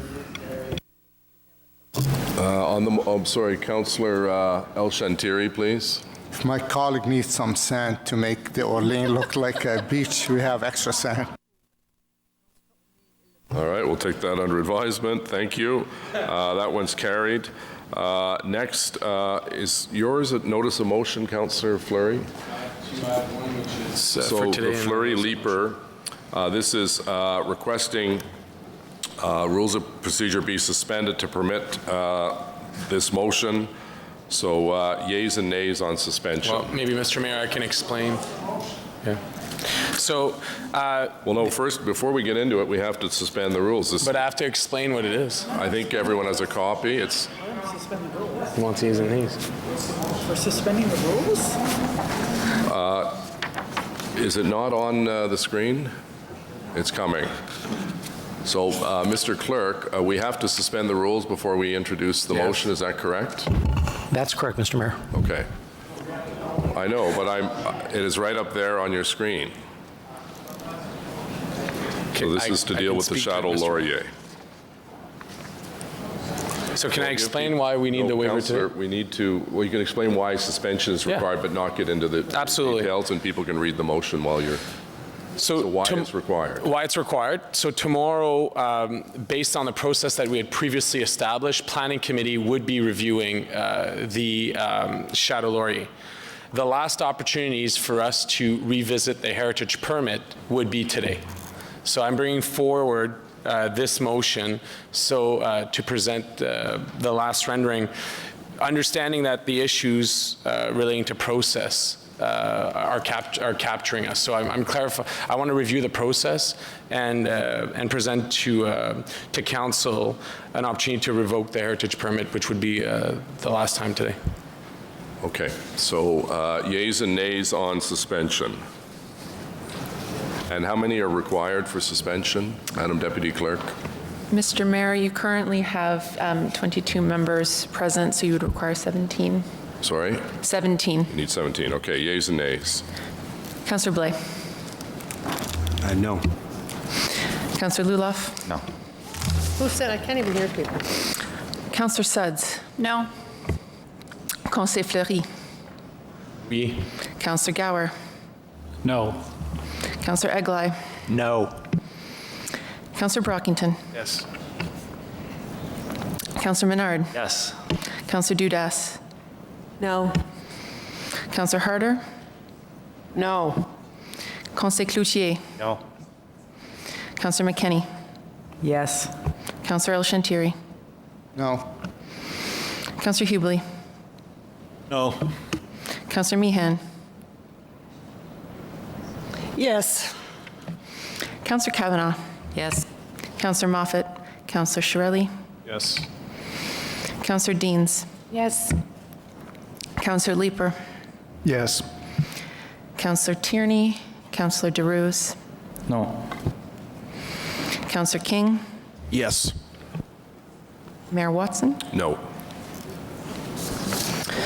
10 yeas, 12 nays. Okay, notice of motion for consideration at subsequent meeting. Councillor Brockington, please, seconded by myself. Thank you, Your Worship. This is a notice of motion, as you said, moved by myself, seconded by yourself, myself. The Hellenic Community of Ottawa, Council approved a pilot project a few years ago to permit the installation of commemorative blades on Prince of Wales. The Hellenic community has their church on Prince of Wales, the big festival in August, and commemorative blades with the words "Reflections of Greece," which with nice pictures, went up on the blades. The pilot is over, and so now there's a request for a permanent installation, which we'll debate in 2 weeks. Therefore, be it resolved that Council approve an exemption to the city's tourism and public services signs policy to permit the permanent installation of Reflections of Greece, Reflet de la Grèce commemorative blades along Prince of Wales between Baseline and Hogsback Road, with the cost to be funded by the Hellenic Community of Ottawa. So that's notice of motion. Okay, thank you, Councillor. We'll deal with that at the next council meeting. The next notice of motion, le prochain avis de motion, c'est Councillor Brockington encore, appuyé par Councillor El Shantiri. Thank you. Similar to the Hellenic Center, the St. Elias Parish in Riverward on Ridgewood Avenue is home to the largest Lebanese cathedral in the city. Of course, the Lebanese Festival, which will be coming up next month. This has been moved by myself, seconded by Councillor El Shantiri. Again, notice of motion for commemorative blades on Ridgewood Avenue to honor the late Lebanese poet Gibran Kahil Gabrin. Again, we'll be debating this in 2 weeks. I'll just read the therefore clause. Therefore, be it resolved that Council approve an exemption to the city's tourism and public service signs policy to permit the installation of Gibran Kahil Gibran commemorative blades along Ridgewood Avenue between Riverside and Springland Drive, with the cost to be funded by the St. Elias Lebanese Antiochian Orthodox Parish.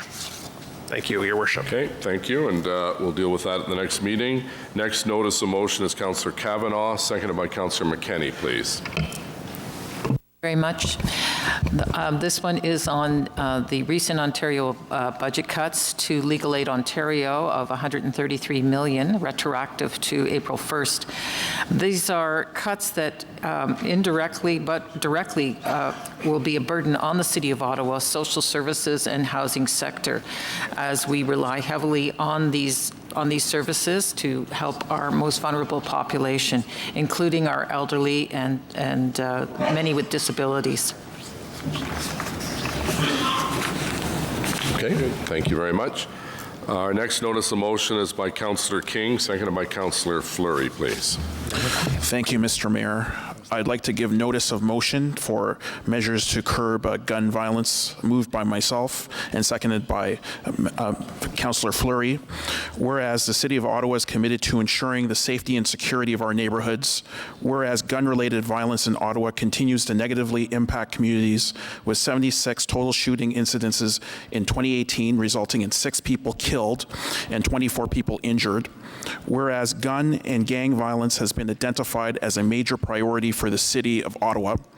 Whereas Toronto City Council on July 23, 2018 adopted a motion to ban the sale of handgun and handgun ammunition in the City of Toronto.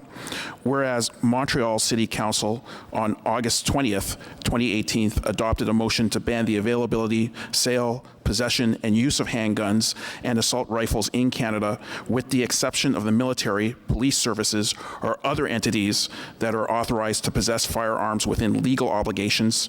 Whereas action must be taken to prevent any further escalation in gun violence in the City of Ottawa. Therefore, be it resolved that Ottawa City Council approve of the following measures to curb gun violence, complementing the current street and gang violence strategy. Number 1, request that the Ottawa Police Service put a larger focus on proactive community policing, along with a greater emphasis on sustained partnerships with social service organizations that work with vulnerable youth to help prevent them from getting involved in violent crime. Number 2, request that the Ottawa Police Service examine the implementation of a voluntary gun buyback program, similar to that implemented by the Toronto Police Service. Number 3, request that the mayor write to the federal government on behalf of City Council, requesting that the sale and possession of handguns in the City of Ottawa be banned, and firearm regulations and penalties for illegal gun possession and trafficking be strengthened, and the federal government review rules related to bail for people charged with gun crimes, and that the federal government provide additional funding for community resources to help get to the root of gun violence in Ottawa. Number 4, request that the mayor write a letter to the provincial government to ban the sale and possession of handguns and handgun ammunition in the City of Ottawa. And number 5, forward certified copies of this resolution upon its potential approval to both federal and provincial elected officials throughout the Ottawa region. Okay, thank you. We'll deal with that at the next meeting. Next is notice of motion by Councillor Fleury, seconded by Councillor King. Mr. Mayor, whereas on November 22nd, 2017, City Council approved an official plan amendment to permit development of a shelter, residential care facility, and surface parking for the Salvation Army at 325, 327, and 323 Montreal Road, 333 Montfort, and 273 Saint-Anne Avenue. And whereas on August 29, 2018, City Council approved a zoning amendment to permit development of a shelter and residential care facility at 325, 327, 333 Montreal Road, 334 Montfort, and 273 Saint-Anne. Whereas at the time, the Salvation Army signed a declaration that it was the owner of the Montreal Road property proposed for the development, and whereas the Salvation Army is not the owner of the property, but is only a prospective purchaser under the signed agreement of purchase of sale for the Montreal Road properties of the Ward Councillor has been advised that the agreement of purchase of sale is currently being renegotiated. Whereas the Salvation Army has refused to produce a copy of the agreement of purchase and sale to give evidence of its rights to purchase, and in fact has engaged in substantial litigation to prevent that production, and whereas the Salvation Army may not gain the right to purchase the property in question, therefore be it resolved that bylaw number 2017-413 and bylaw number 2018-301 be repealed. Okay, I think we should also get a legal opinion before the next council meeting on that, Mr. Clerk. And I apologize, Councillor Brockington had a point with respect to Councillor King's motion to invite crime prevention, I believe. If I could just formally ask that through you, Mr. Mayor, that when we debate Councillor King's motion, that we extend an invite to the Executive Director of Crime Prevention Ottawa and the Acting Chief of Police, should there be questions from members of council for those two individuals. Okay, Mr. Clerk, if you can take note of that and notify those two individuals, thank you. Our final notice of motion is by Councillor El Shantiri, seconded by Councillor Rick Shirelli. Councillor El Shantiri, please. Thank you, Mr. Mayor. And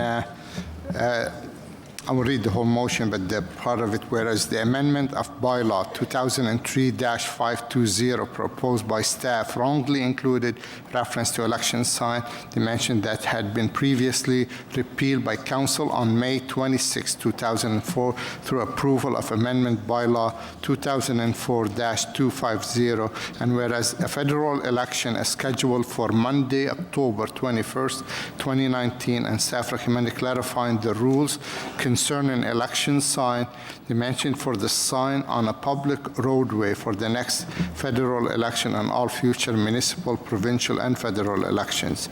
Therefore, be it resolved that staff from the office of the city clerk and solicitor be directed to amend bylaw 2003-520 to remove all size restrictions for election signs on public roadway and to list the appropriate amending bylaw on the next council agenda. That's just a notice of motion, Mr. Mayor. Okay, thank you. A notice of intent from Hydro Ottawa Holdings, Inc. to hold the annual general meeting of the shareholder at the City Council meeting scheduled for June 26, 2019. Motion to introduce bylaws. Motion portant présentation de règlement. Councillor Suds, please. That the bylaw listed in the agenda under motion to introduce bylaws first and second reading be read, and that the bylaws listed on the agenda under motion to introduce bylaws 3 readings be read and passed. On the motion, carried. Adopté. Confirmation bylaw. Councillor Suds and Menard, please. That the following bylaw be read and passed to confirm the proceedings of the council meeting on June 12th, 2019. On the motion, carried. Councillor Gower, did you have an inquiry? I have it written down that you do, and Councillor El-Shantiri as well. So Councillor Gower and then Councillor El-Shantiri with written inquiry. Thank you, Mr. Mayor. It's inquiry for staff. Many road projects identified in the 2013 Transportation Master Plan are behind schedule due to a shortage of development charge funding. Could staff please provide the following information? 1, how much has been collected through development charges for roads and related services since the current TMP was adopted in 2013? Of the amount collected, how much has been spent on development-related roads and related services since the TMP was adopted in 2013, and on what projects? And what projects are currently on the 10-year spending plan or long-range spending plan for roads and related services? Okay, thank you. Councillor El-Shantiri, written inquiry, and then Councillor King. Thank you, Your Worship. Inquiry, there appears to be increases in motion being brought forward to council meeting that seems to be outside of the jurisdiction of the City of Ottawa. Can the city clerk and solicitor please inform council of the current state of what is within our jurisdiction as a municipal government? As well, can he also include the rules with respect to the requirement of advance notice and the ability of the public and or staff to provide input on such a matter? Okay, thank you. Councillor King, please. Thank you, Mr. Mayor. I have an inquiry for the General Manager of Transportation. Ottawa is experiencing more intense winters with heavy precipitation and frequent freeze-thaw cycles, a side effect of which is the erasure of road pavement markings. These include the delineation of turn lanes, parking zones, pedestrian crossings, and bike lanes. After the severity of this past winter, pavement markings have disappeared from huge sections of Ottawa's road network, and the re-implementation has been delayed by flood and now tornado recovery efforts. With the arrival of summer weather and the related increase in pedestrian and cyclist traffic, residents who rely on walking or cycling have raised concerns about their ability to safely interact with other traffic with the current lack of pavement markings. Additionally, commuters on non-arterial roads with atypical intersection layouts have expressed concerns about erratic driving due to a lack of clarity for drivers. My questions are, 1, what are the factors that staff use to determine the prioritization of roads, cycle lanes, and pedestrian crosswalks to be repainted after the winter season? Specifically, 2, is the safety of vulnerable road users such as cyclists and pedestrians taken into account when pavement repavings are scheduled? How does cyclist and pedestrian safety impact the priority of pavement repainting? And 3, are intersections evaluated in terms of being clear and intuitive for all commuters? Is the complexity of an intersection taken into account when evaluating the need for repainting on a specific road? If so, how does this evaluation impact repainting prioritization? The city works with community partners and reviews traffic data through the Safer Roads Ottawa program and its safety improvement program. Number 4, is the prioritization of pavement repainting currently reviewed by the Safety Roads Ottawa program, or SIP, and does either program have the authority to change the prioritization criteria? And in addition, can we obtain clarification from the Transportation Department concerning their perspective on Vision Zero as to whether it is a marketing brand or a set of principles? Okay, thank you. Councillor Sudds on adjournment. That the proceedings of the City Council meeting of June 12, 2019 be adjourned. Carried. Adopté. Thank you. Meeting adjourned.